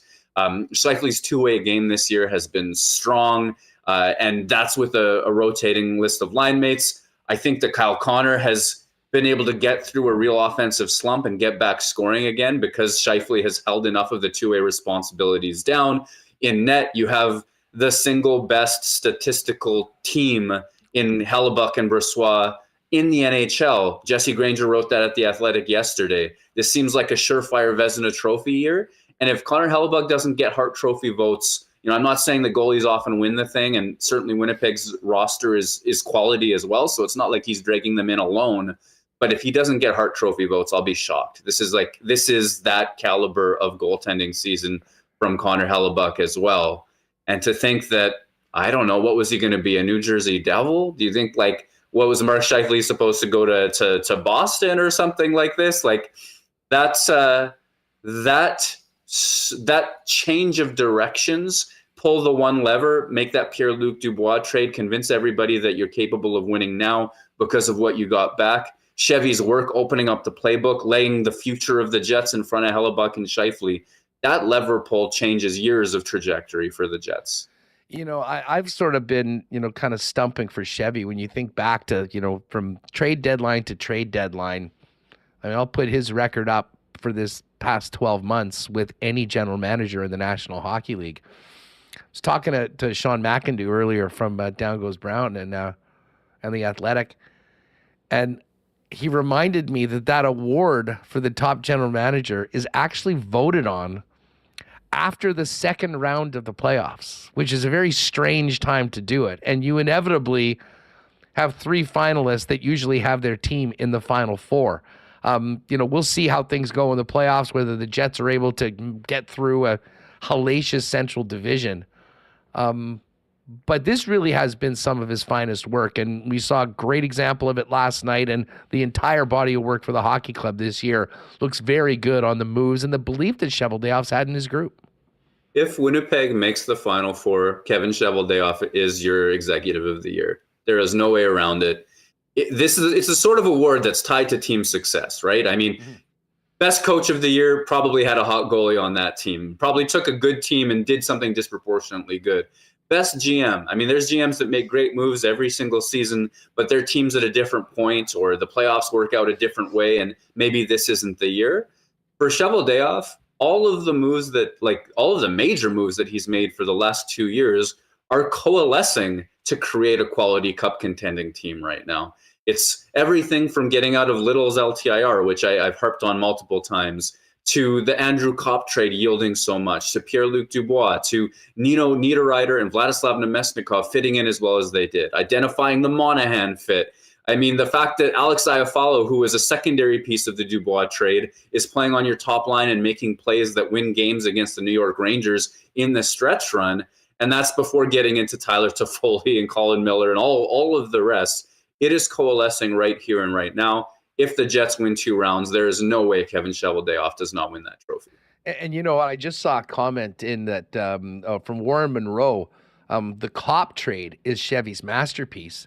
And what's really interesting happening at the same time that this Winnipeg Jets team is pushing to win this division, a very difficult division, heck, win the West, is that the Manitoba Moose, after going through that miserable period where they lost 11 games in a row and it looked like it's a lost season, have completely turned it around, Murat. They've won 9 of their last 10. And Brad Lambert, I know we talk a lot about the excitement of Recker McGroarty. It can't be understated the importance of the season that Lambert's having when you look at the future of the franchise, considering that he's been moved to center. He's been playing as the number 1 center on the club. He had a goal and 2 assists yesterday and a huge win for the team. They're winning. They've gotten through a lot of adversity. We obviously focus on the big club right now, but there are a number of players, and Lambert happens to be part of that Kopp trade coincidentally, that are making big pushes, and I think maybe changing the likelihood of them being contributing important Winnipeg Jets down the line. Well, Brad Lambert and the circumstances leading to Winnipeg drafting Brad Lambert are part of what makes that trade, in hindsight, a masterpiece. That could have been a second-round pick. It didn't have to be a first-round pick because it was a condition. New York had to make it deep into the playoffs. Andrew Kopp had to play half the games. Great. That happened. That was a dice roll coming up lucky, and all of a sudden it's a first-round pick. And then you go through the circumstances of Brad Lambert's fall through the draft and Winnipeg's courage or willingness to take a risk in drafting him at that spot. That's a lot of things going right. I have felt like Plus, I felt like a wet blanket a few times on Brad Lambert. Not the most recent camp, but 2 camps ago, his first one where he tears through Edmonton in 3-on-3 in the overtime. And I'm saying, guys, pump the brakes on this. This is a wonderful thing that happened. This is not an NHL-ready player. Great. There was a lot of backlash in a small corner of the internet for that. And then this year as well, where, I've said multiple times, the best thing that could happen to Brad Lambert, and it would have been the best thing to happen to Chaz Lucius, though he got hurt, was to be an impact scorer on the AHL's Manitoba Moose, go through adversity, go through a genuine period of the year where, despite being one of the go-to players, not everything is working for you, and then come out the other side with lessons learned. You could not script a better trajectory for Brad Lambert in the AHL this season. And the fact that he's coming to just like an absolute new peak of his game at this stretch of play, that bodes well. That's what turns a project into a viable top 6 player in the long run. I think Winnipeg was wise to, I don't even call it slow playing, but just wise to just hold their powder a little bit in his case. And then we'll look at the payoff next year, the year after that, down the line. That's good development in my mind. And if Rucker McGroarty stays in college, if that's the case as well, then be patient with his trajectory as well. Or if he becomes pro, don't expect that NHL impact right off the hop. Winnipeg has good things bubbling under, and soon they'll be boiling over, and that'll be a great moment too. Well, and it'll certainly give us some really interesting conversations whenever the season finishes, because you've got pretty much everybody signed for next season, with the exception up front of the guys that have come over in trades. And I think there'd be quite a bit of interest in keeping around in one of or both of Toffoli and Sean Monahan. And of course, a new deal for Cole Perfetti, who right now is sort of on the outside looking in. But you all of a sudden do have options, especially with extensions kicking in to your top players in Scheifele and Hellebuck. As you move forward, kind of continuing this window, it is important to have talented contributing players on ELCs, and that all of a sudden looks like it's far more a possibility for the Winnipeg Jets in the next year or two than maybe it was when we started off this season. Yeah, absolutely. And that would be nice timing. That'd be a nice second wave. It's not always easy to make that transition. You're seeing it in Cole Perfetti being in and out of the lineup right now, and to be an impact player as well. But when the fits work, like Cole Perfetti in the first half of the season, for example, and probably as soon as he gets meaningful minutes again, or, Lambert or Chibrikov would be a next one to boil over as well. Salomonsson, depending on his timeline, there are reasons to think that Winnipeg could have cap-efficient young players delivering better than their cap hit. That's an exciting thing, and I think it's again another testament to Cheveldayoff, where, believe me, I get texts from various types of sources, whether they're with teams, whether they're scouts or agents or what have you, about young players in Winnipeg all of the time. Like, what the heck is going on with Cole Perfetti? They list all of his offensive accomplishments compared to his age and his minutes, and they say, well, he can't get into the lineup. Shouldn't they trade him? And Cheveldayoff, in trading picks and not young players, did a great thing in maintaining a really, really high floor for the Winnipeg Jets for years to come. Like, it's hard to imagine this team being outside of the playoffs because they've protected their next wave of young talent as well. Well, and just quickly on Perfetti, it's 3 straight games where he hasn't been in the lineup, and the team keeps playing the way they are and winning the way they are. There probably will be limited opportunities for him beforehand. And, a lot of people make snap judgments based on, they were making snap judgments in November when he was on fire, a huge part of the Jets' top 6 and their early success in the season. Similar things happen right now. I'm sure you'd agree that the road for Cole Perfetti has a long, long track in front of it. And, the way they're handling him right now, we saw Mike tell the story of, Rick Bowness there with his arm around him, dealing with him, mentally right now. This is far from a finished product. And I don't think people should take that he's not cut out for the National Hockey League or playoffs based on what's happened right now in this season, especially on a team that is loaded 1 to 12, unlike we've seen pretty much at any point in the 2.0 era. Yeah, if there's anyone with a permanent opinion about Cole Perfetti right now, like I would just encourage you to zoom out a little bit, just a little bit. See this season in context for what it is, and that's a coach who may be making his last dance, a team that re-signed its most important veterans, and then an airdropped Sean Monahan and Tyler Toffoli in, has a veteran third line checking line. This is a team that is pushing for now above all else. And that's why you haven't seen Lambert get a cup of coffee, or why you're seeing Perfetti in and out of the lineup and things like that. There might be an element of cost to this, that, Perfetti now has to go through a little bit more doubt and self-doubt and those sorts of things heading into the offseason and into next season. But it's very much a team that is looking after now and now only. If you zoom out even a little bit and you think of the trajectory that player is on, the top 6 performance that he put together for half a season, the fact that he's gotten through a full season, knock on wood, healthy so far, the types of plays he was making, the defensive impact that he had relative to his age, I think it's easy to say, okay, well, he's not in the lineup and his point totals are good, but not superstar level.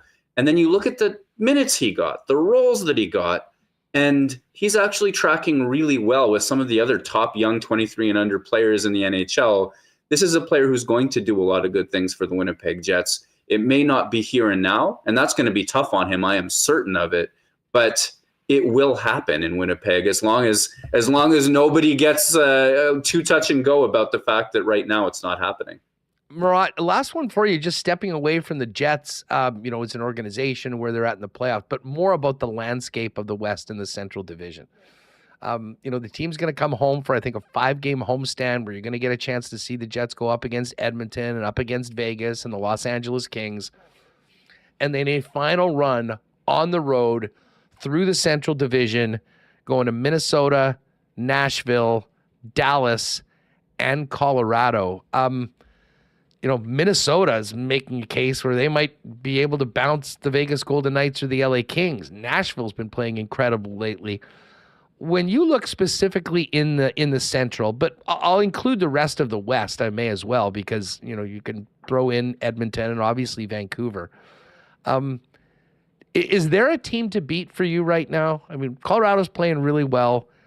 Jets have the goaltending. Dallas has been sort of up and down, and their goaltending numbers are a little concerning. We might not remember that from the head-to-head matchups against Winnipeg, but that has been the case.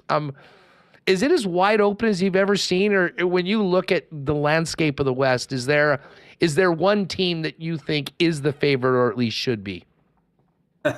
It's tough. It's tough to land on a favorite because there are that many good teams. I wrote a piece with Saad Yousuf at The Athletic this week where we looked at Colorado, Dallas, Winnipeg, and Nashville, staying within the Central Division and trying to evaluate the cup contention chances of each team. And really, it's a pick your poison situation. Colorado, I feel like the league is somehow sleeping on this team, which seems impossible given that Nathan McKinnon, Cale Makar are at the helm of it. There, Mikko Rantanen as well. I mean, it's crazy to me to think that it feels as though the league is sleeping on the Avalanche, but sometimes I do. Maybe it's they don't have confidence in the goaltending, but I think that there's just so much there. So I think that they've got a lot going for them, especially if you count on top-end talent to win cups. Dallas might have the most impressive depth. Like, it's not just that they have a Winnipeg-like level of depth throughout their lineup, but their top offensive stars have pretty solid two-way impacts as well. So there's a lot to like there. Depends what you think of Jake Ottinger's ability to come in and steal a series like we've seen him do coming off of a year that hasn't been his best statistically so far. Winnipeg is a wagon when its top 6 manages the puck well. I don't like Kyle Connor's zone exits and certain moments of puck battles, and I think Winnipeg's top line can spend too much time in its own zone. Overall, it didn't last night, and that's a nice sign that you like to see. Nikolai Ehlers, I don't like when he burns his offense by throwing soft passes into the middle and it goes the other way. But both of those players can do the right thing that helps that entire top 6, and they've done it at various key points of Jets history. So as long as that's happening, And then you think of the third line, you think of the fourth line being able to create, you think of Josh Morrissey somehow having an even better Norris candidacy this year than last, Connor Hellebuck being the best goaltender on the planet over a long enough timeline. Like, it's tough to look at Winnipeg and say that that's an easy out for anybody as well. And you can do this team by team by team. I call Nashville an easy out, but I put that in quotes because it's a joke given how well they've played and how fast they are and how much time and space they took away from the Jets just last week. And again, Huss, you can do this for every single team. That's just the Central Division. I've ignored Minnesota because I guess I did. And and of course, Edmonton is a team that after their horrible start has just done so many things right to put themselves in contender position as well. Oh, cannot wait for the playoffs. But I'll tell you what, going to be a real interesting next month. And, you know, the Jets pushing for the Jennings Trophy. Sounds like we're going to hear from Scott O'Neill in a minute. Sounds like from Mike that we'll see LB in net tomorrow against the Devils. And I think they're going to do everything they can to get him those 25 starts and hopefully just keep on playing the way he and Connor Hellebuck has and winning a Jennings Trophy, which I don't think was on a lot of people's bingo cards for the Winnipeg Jets at the start of the year. But going to be a fun rest of this road trip, and then we'll look forward to seeing you at the rink next week for a big homestand before the team hits the road one more time through the Central Division to get ready for the real show, and that is the Stanley Cup playoffs. Thanks so much, Murat. As always, you want to plug anything coming up for people to look forward to in the Athletic before you go? Well, it's intense. It's intensity time, and there's been some features I've been sitting on, and it's about darn time. I still have some work to do on some background stories on some of the Jets' greatest players this year. So I hope that they're as good as warrants the time. I'm the worst salesperson ever, but you know that when you always deliver both on the show and at the Athletic. Listen, have a great time, enjoy yourself, and we'll look forward to doing this again next week. Thank you as always. Thanks, guys. Good stuff. There's Murat Atesh at WPG Murat, and you all know theathletic.com for all of Murat's works covering the club. You know, just on that last topic that I just hit with Murat, I would love to know why not question of the day for Not Autocorp over at Waverly and McGillivray. Speaking specifically of the West, which is the scariest team to you? Assuming you're a Jet fan, pulling for the Jets, knowing that there are a myriad of possible playoff matchups in the first round. But big picture, I mean, do you feel there is a team to beat right now, the favorite in the West? It is a very difficult question. There'll be many different answers. Let us know in the chat right now if you're with us live on YouTube. And if you're watching the show afterwards on YouTube, let us know in the comments right here, and make sure you're subscribed to the channel as well. I mentioned it sounds like LB is going to be going for the Jets tomorrow. We are going to hear from Scott O'Neill post-practice, as well as Tyler Toffoli going back to Jersey tomorrow, coming up next on Winnipeg Sports Talk Daily.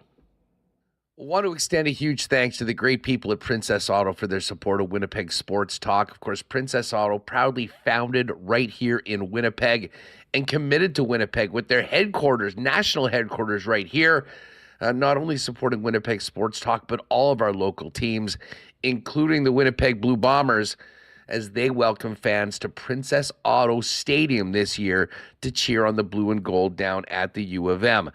Princess Auto, of course, is the place where you'll find the best deals on the most incredible and unique assortment of tools and equipment around.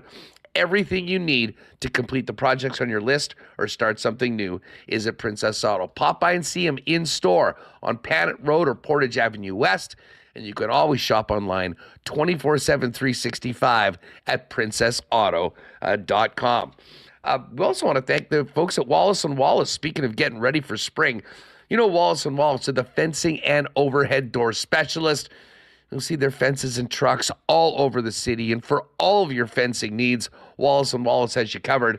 What you might not know is that they're also the overhead door specialist in Winnipeg, with the largest selection in Manitoba as the Clopay dealer here in town. They can also help you, though, with your maintenance, with the crazy weather, getting cold, getting warm again. this is the time to prevent downtime going into the new seasons. Give Wallace & Wallace a call to book your maintenance and inspection service call today for residential and commercial overhead door sales and service. There's only one name or two you need to know. That is Wallace & Wallace. And speaking of the change of the seasons, fellas, I think a lot of you may be looking into the closet and realize it might be time to up that menswear game. Well, whether you need a suit for a particular event or just want to upgrade your workwear and more, F Apparel is the spot. Just an incredible selection of custom menswear waiting for you, starting with suits beginning at $400, along with chinos, golf pants, custom shirts, both tucked and untucked styles, and an amazing selection of menswear accessories. If you are getting married or in a wedding party coming up this summer, make sure to talk to the fellas at F about a 15% discount when the entire wedding party gets your suits at F Apparel. They've also got great deals for high school grads as well, so make sure to talk to the guys at F about that. Pop by and see them, 190 Smith Street downtown. You can also find out more online or make an appointment at F. That's EPHapparel.com.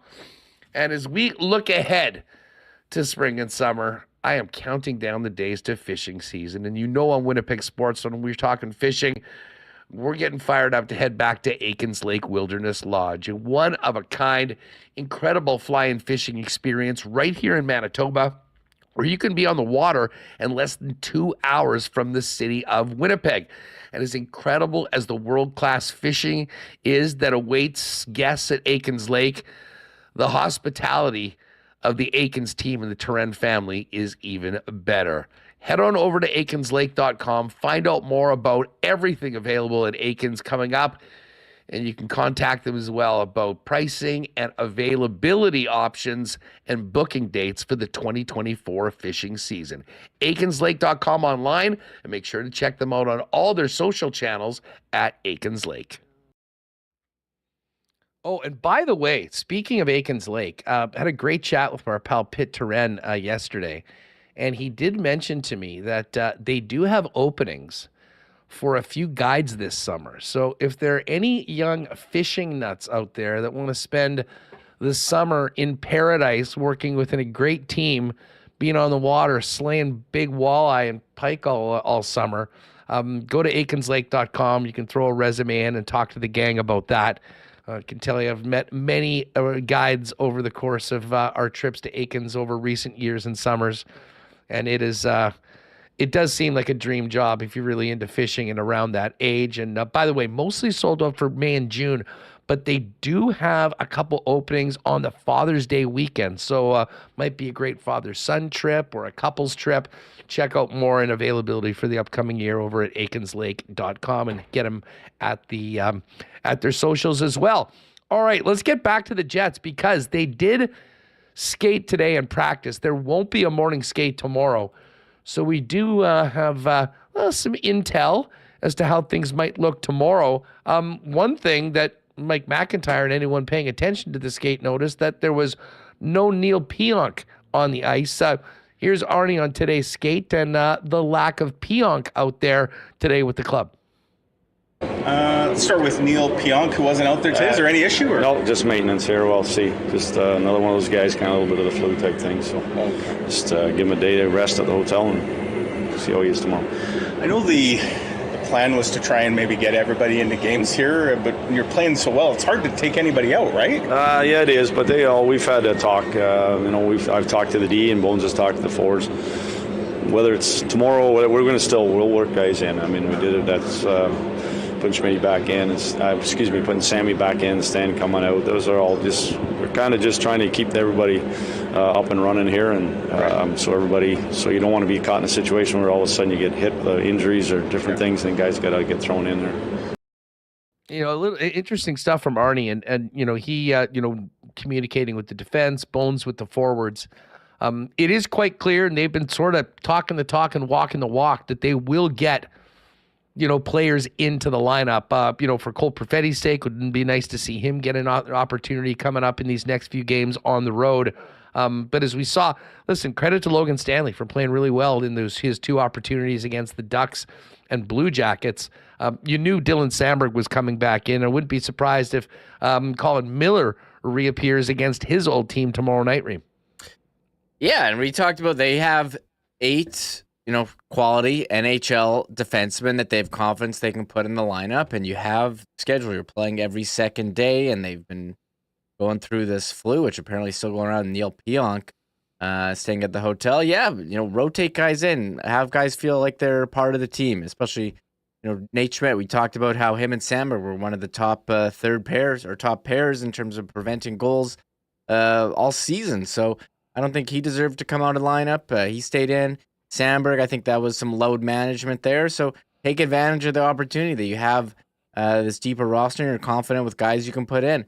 And yeah, go ahead. I was just going to say that competition with guys knowing that if they want to be in the lineup, they got to go out and produce and be their best. And, you hope that will bring out the best in the club when it matters the most. Here's a little bit more from Arnie on possible changes to the lineup tomorrow against the Devils.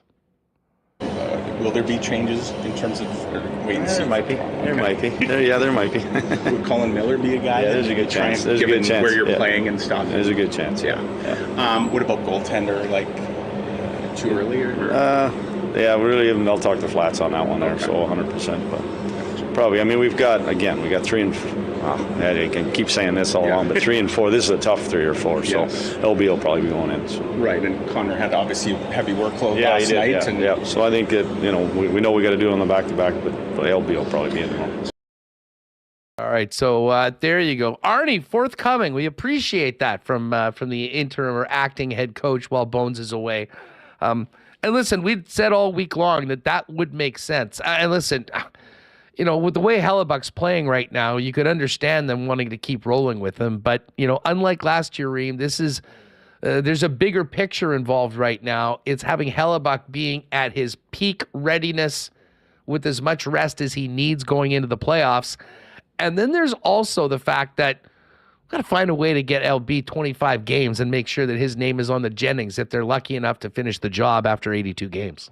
Yeah, they clearly have a lot more confidence this year in their backup goaltending. Last year, Laurent Brossoit's numbers, I mean, they're just as good as Hellebuck. So, look, you had 41 shots yesterday against the Rangers. You got a back-to-back over the weekend. Again, you're playing every second day with big games within your conference.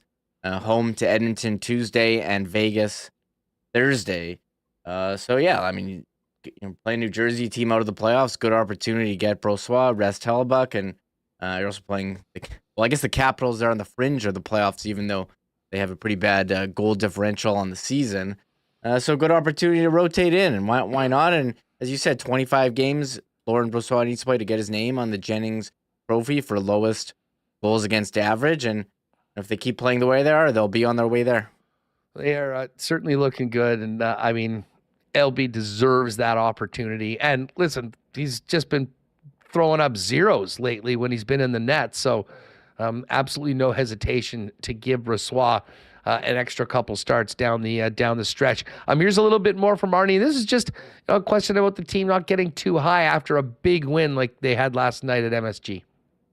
Yeah, it's too busy of a schedule to to get caught up in that. It's the next opponent, and Jersey's not out of it. They made the coaching change. They got guys that are still playing hard for positions, and beat a Pittsburgh team last night pretty soundly. So you can never underestimate any of your opponents, and we have to take care of our business. So we got to build off what we did the other night. We've got a good thing going, so let's not take a step back. So and a little bit more from Bonus and from Arneil, I should say, on filling in for Rick Bonus, and this is not a question he hasn't been asked before. Obviously a situation where we expect potentially Bones to be back for the games on the weekend. Maybe get more clarity about that tomorrow or Friday. But here's just Bones or Arneil on being back on the bench in place of Bones, who's absent for a little bit. It's not like changing any strategy or even our vocabulary or our approach to meetings or games. Everything's pretty much status quo. We just keep rolling forward, and that's what we've tried to do right from the very beginning at the start of the year. And all the coaches, we're all part of everything that goes into our systems, our strategy, our meetings. So just try not to miss a beat, try not to, make things too much different for the players, and they just go out and do their job. I imagine you chatted with Rick at some point after the game last night. Safe to say that performance probably made him feel a little bit better? Yeah. No, he was. I'm not sure if he was drugged up or not, but at the end of the day, he just he was. Yeah, he saw that it was a real good team effort, and he was pretty happy with what he saw. Yeah, no doubt, as he should be. Nice for the fellas to get a big win for Bones when he's getting a little work done on himself before he returns to the bench. Homecoming game for Miller, who Arnie just kind of mentioned. Looks like he'll be in tomorrow night. Also, Tyler Toffoli, who actually is going to be hitting 800 games tomorrow as an NHLer. Here's Arnie on number 73 and the impact he's made for the Jets. Veteran player, you play that many games, win Stanley Cup, you're going through experiences that other guys haven't, and just being in that room and calming guys down in certain situations, or might be what he's brought to the power play, kind of like what Gabe does, being that right-handed shot close to the net. He's got a skill set there that it's hard to teach, and you get that by playing 800 games. The other side too is he's a pure goal scorer, and when he gets those looks, he doesn't miss too often. And when you get that kind of depth as we did this late in the year, that's a big shot for us, confidence-wise. All right, then one more from the coach on tomorrow's matchup against New Jersey. The Devils, backstopped by Jake Allen with 36 saves, win what kind of felt like a loser leaves town match last night between the Devils and the Penguins. A 5-2 win for Jersey. Couple goals for Dawson Mercer, 2 for Timo Meier. Here's Arnie on tomorrow night's opponent, the New Jersey Devils. They get a real speedy bunch of forwards. They get some top-end skill. We knew that with the top 6 of Rangers, but these guys, it's kind of throughout. They're coming all the time, and they're pushing you back, and we saw that in our building, how quick they were, and they get some people that can make top-end plays at top speed. So, again, we often talk about these. We've talked about it all year long against these teams that are highly skilled. You got to make them go back and get pucks. You got to make them. Don't make the game easy on them. Don't let them get easy turnovers. Don't let them get easy transition. All right, so there's acting head coach Scott Arniel after today's practice. Out on the road, the team will drop the puck tomorrow night against the New Jersey Devils. And, of course, Tyler Toffoli will be going up against the team that traded him to the Winnipeg Jets at the deadline just a couple weeks ago. Here's Toffoli on going back up and into Jersey against the Devils and some familiar faces.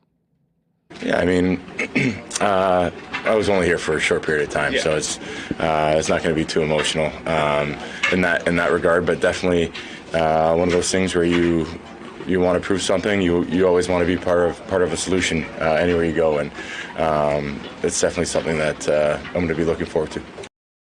Well, he's certainly been part of a solution right now for Winnipeg and the impact he's had early on in his tenure as a Jet. Here's Toffoli on what he's learned so far about his new club. Yeah, I think it just shows how close of a group it is. It's fun to to be in the room and be able to have the discussions and the couple games that we didn't play up to our potential, and we had the discussion and talked about it, and obviously since then it has gone pretty well. So we just got to keep going, and like I said, it's such a close group where if it slips a little bit, there's going to be a talk about it. All right, well, they certainly bounced back after that ugly one last Wednesday against Nashville, ripping off 3 in a row, highlighted by last night's win in New York against the Rangers. One more to Foley, coming off last night's game where the stars of the show were franchise cornerstones Connor Hellebuck and Mark Scheifele. Here's to Foley on his new teammates, 55 and 37. And they're the 2 best players on our team, right? We follow their lead, and obviously with Scheif, having the hat trick, big goal to get us going, and with Helly, just been solid every single game. And I think, like I said, they're the 2 guys that we look to lead the team and lead the locker room, and they've been doing a good job. All right, so there's Tyler Toffoli. Game 800 in the NHL tomorrow night. We'll touch on that and much more tomorrow on the program. Scott Billick will jump on as we prepare for the next step on this road trip. And then Remo, a weird weekend. What, a noon game and an 11:30 a.m. game as the team goes back-to-back between the Islanders and the Washington Capitals, who all of a sudden are on a little bit of a roll after being spanked by the Jets and Edmonton last week. Yeah, big morning schedule this weekend. It's great. My son usually goes to bed late, doesn't get to watch the Jets games. Now I'll try to force it on him some more after he told me this week he didn't like hockey and didn't want to watch the Jets. But too bad. I'm gonna try to hammer it into him. You're gonna like this one way or another. So big weekend games. You need to start losing it in front of the TV and going nuts. So he'll just be like, wow, why is Dad so wound up? Or why is Dad so happy? And then, indoctrinate him that way, I would suggest. You just get the more animated Remis while watching the games. And Candy. I just try to have it on. Not interested. So we'll get there one way or another. But yeah, big afternoon, a little lunchtime hockey. It's good. You get it out of the way. Still have the evenings. I'm excited for this one. A little noon Saturday. But first, tomorrow, 6 p.m. against New Jersey. How will they respond after? Do you respond after a win, or how do you follow? I think you follow it up. You follow it up. There's no response. Yeah. How to follow? You have to respond when you play badly. Mm-hmm. You have to maintain your momentum potentially after a big win like that. Bottom line, go out there, get 2 points. And as we get to the Coolbet lines, I mentioned earlier that last night on the empty netter was the Josh Morrissey point we needed to officially cash the Morrissey over 56.5 points season total. Thank you, Josh, for another great season for everyone that backed you. And can you believe it? Win tomorrow night, and the Jets will hit the over on their season total of 94.5 points in game 69 of an 82-game season. Yeah, that would be really nice if they'd be able to do that for all the bettors out there, Huss. So, it just goes to show you how the Jets are performing relative to preseason expectations. We weren't really sure how it was going to go this year, but they've maintained it for a long time. First place in the West when you sort by the all-important points percentage, which, hey, that's how it is. And look at regulation wins. First in the league in regulation wins. Could be the first team to 40 regulation wins if they win tomorrow against New Jersey. So we'll see how it goes. And again, a 6 p.m. start. Sounds like Brossoit will be in net. Colin Miller back on D. Revenge game for him. And Tyler Toffoli, though Toffoli didn't seem like he had that much of a connection. Like, well, I wasn't really here for that long, but I guess maybe he has some friends on that team. I think he's happy to be in a team that's got a chance here, to go into the playoffs and, make a deep run. So we'll see how it goes tomorrow. And I guess all eyes on which defenseman will come out. And Neil Pionk, they said they let him stay at home. Maybe he was calling the dinosaur, maybe not, but I don't know if we're gonna get the update tomorrow. The Jets Devils game, it's a big slate of games tomorrow in the NHL. I'm just looking at Coolbet right now, and that Jets Devils game is actually already up on the board. Minus 124, a road favorite are the Winnipeg Jets, and the Devils plus 106. We'll get into that more tomorrow on the program. But tonight, just 3 games in the NHL after a real busy one last night. And another win for the Lock Shop with that partner parlay. We've had a nice little run as of late. It was a 5-1 last night with the Wild and Canucks winning in regulation and the Nashville puck line. And we took the puck line to 1.5. It could have been 5.5 because Nashville just keeps on steamrolling teams. 8-2 pounding the San Jose Sharks. As far as tonight goes, the Leafs, coming off that loss last night in Philly, are right back at it against the Capitals. And the Caps, who are a slight home dog at plus 112, Leafs minus 132. Huge game for Washington to try to not respond, but follow it up and keep their momentum going after winning those final 3 games of that road trip and getting them right back into a playoff spot. They are 1 point out after Detroit's win last night, but still do have 2 games in hand. This is one of them tonight.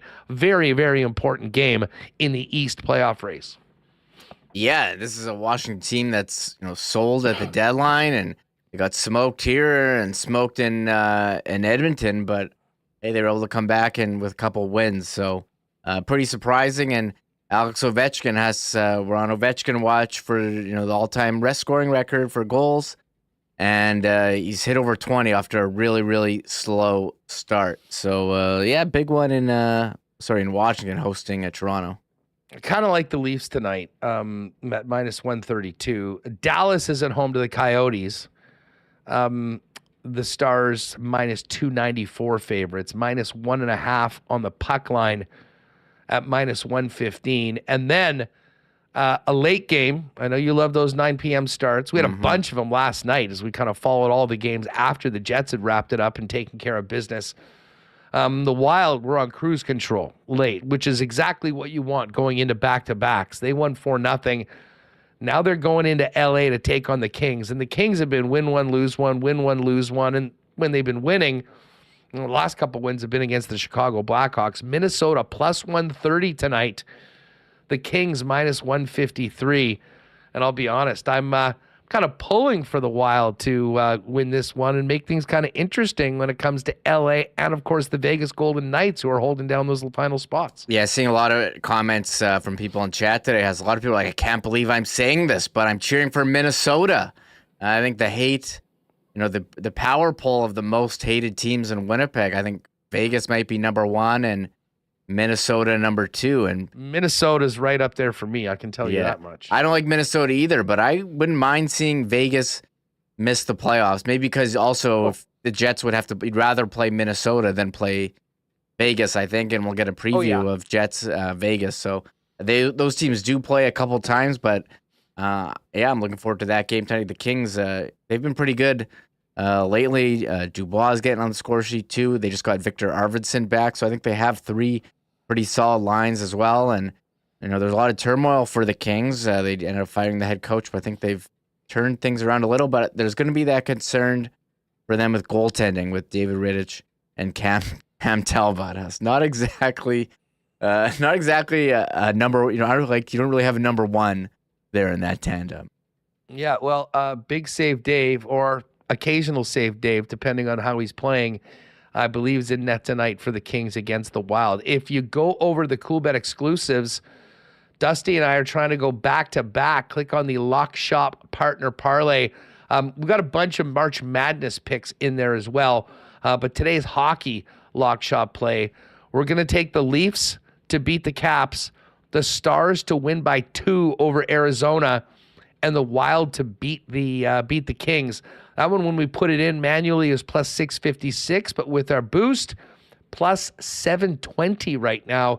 If you want to ride with us as we look to go back-to-back with a nice win for the Partner Parlay. Today's Lock Shop, we really dove into the PGA Tour this week in the Valspar Championship. Xander Schauffele's the favorite at 7-1. Sam Burns next up at 14. We're going to pop in, I think probably at the golf boosted odds specials. We might have our, we'll get it. But I think we're going to go Burns, top 10, Nick Taylor, and Doug Gim, the Gim Reaper, top 20. So that should be up at some point before. And, of course, March Madness is here. There's a bunch of great exclusives for the tournament as well. I think I'm going to actually hit on a couple of these, Remis, because like most people, I really have no clue about the tournament overall. We know who the top seeds are. We'll fill out brackets. But there are some interesting options where you can just focus on a few teams as opposed to the monolith that is the 64-team tourney. Yeah, I haven't gone deep into a bracket. We do have a bracket challenge on ESPN. Search for Winnipeg Sports Talk. I'll throw it in the chat, but I haven't looked at it this year. Yeah, get in there today. If you want to be in the bracket, you better fill it out today because the action gets going tomorrow. I'll throw it in chat and I'll throw it in the description of this for people on the podcast too. So you made it this far. The podcast, great. Hey, how's it going? But I'm gonna put that in. I'll put that in right now. I gotta find it. It's on ESPN. I'll start rambling. Perfect. Yeah, we'll throw that in the chat. So anyways, that'll be fun. We'll grab a prize for whoever wins it, courtesy of some of our wonderful WST sponsors. But always fun to have a bracket and just to be able to follow the games and play against all your pals in the chat. There's some NHL Daily exclusives as well. and a whole bunch of March Madness ones with boosted odds, so you can jump on those if you want. Valspar as well. Oh, and one other thing to mention that Pat told me, and I actually jumped on last week. They've got a great, if you want to bet on just a single March Madness game, they've got a 20% win bonus for every round of the tournament. You don't have to sign up or anything like that. Just when you go to make your wager, you'll see at the bottom 20% multiplier. Just click on that. I jumped on the play-in game last night, Colorado State versus Virginia, and took Colorado State -6.5 or -2.5, just because I'd heard that Virginia can't score. And that was true. They only put up 42 points last night, but it was a very, very nice boost. I'll be able to use that again for round 1 of the tournament, round 2. It's all there at Coolbet. Again, if you haven't played at Coolbet before, use the promo code WST for a 100% bonus up to $200 on your first deposit. Hey, Reem, before we go, and what a fun show it has been. Always fun after a big win like the Jets got last night. Do you want to talk about getting heat online? Yes. For posting the game afterwards on our YouTube channel of all things, which happens every game? Yeah, one second. Let me type this in. And this is a topic I love discussing because I've had a lot of bad experiences with this. So after every game, I post on our social media, Facebook, Instagram, follow us on there. YouTube has this thing called YouTube Communities where it's like a social media thing. You can make posts, people comment, and I think, we don't really do a show after, so people can, share the comments, and sometimes I'll read them on the show. So after every show in the YouTube community, or every game, I post a picture of a graphic with the score. And so I posted this one yesterday. Here's a nice picture of Mark Scheifele celebrating. Got a lot of comments after the game. There was one particular commenter, and I've gotten this once before. He says, "Damn it, I'm going to need to unsubscribe. I record the games, but open up YouTube in the meantime. Hoping the score isn't ruined. Smack dab. First things it opens, I see." And a lot of people getting in on the guy. And one other person, got on me a couple times too, saying, "Hey, man, I'm going to have to unsubscribe. You keep doing this. You're ruining the games for me." And to me, the number one rule, first of all, I don't think you should PVR games and expect that it's not going to get ruined, because it will, and you're going to get disappointed. It's inevitable. It's going to happen. You're going to bump into someone. But to me, the number one rule, if you're going to do that, is don't go on the internet, don't go on your phone, don't talk to anyone, don't listen to the radio, don't listen to the TV. So I don't know, is there a rule that I'm not supposed to post the game score on YouTube? Anyways, it was the second time that I post that's happened to me in 3 years of posting the result. And I did tweet out, is there an unwritten rule on posting scores to YouTube, or do these people not know how to PVR sports? And I think if you're going to do PVR sports and try to avoid the score, do it at your own risk. Don't go online. Don't go on. Yeah, well, don't go on I don't know what this guy is thinking. Anyways, we did get some interesting responses on my own Twitter from it. So I thought I would generally supporting you and saying that was a ridiculous take, or anyone saying, "Yeah, you're right. You know what? Hold off until it's all clear." No, what's the time? Most people said. I see Eric, who's always in chat. He says, "Rule number 1: stay off the internet." Greg says, "If you're recording the game, the only rule is radio sounds. No calls, no text, no TV. Don't go on a Twitter, of course." Trish, who had a super chat earlier, says, "That's ridiculous. People need to chill and manage their own issues." Mark says, "Turn off notifications." Massimiliano says, "Don't look at your phone." Nate says, this is an interesting one.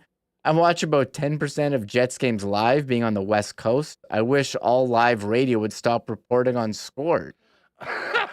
And then he's, I don't know. I would think the number one rule is don't turn on any live programming. You never know. That's the thing about the PV of trying to avoid the score. You never know where it's going to come from. It could come at you any angle. You get a random text saying, "Oh man, did you see that goal?" Or like, I'm at hockey and there's one guy on our team who says, hey, don't talk about the game. I'm PVRing. And I did get a comment that was similar to that. I'm trying to find the comment. And someone said, "I work straight evenings. I PVR every game and watch when I get home at night. Coworkers are trained to not speak of the game. Phone off. People respect. I watch every game, quote, live at 11:30. Yeah, well, listen, there are some people that do that, and I get it, but they obviously know. Like, they're not throwing OB on at 25 after the hour, getting in the car afterwards and listening to the post-game show if they don't want to know what happens. And, my pal Dom, he was going to come and watch the game with us last night, and I sort of got back to him late. It was starting. He didn't want to miss the first period. So he said, "Oh, okay, I'm just PVRing, and I'm waiting for my wife to get home, and we're going to watch the game at that point."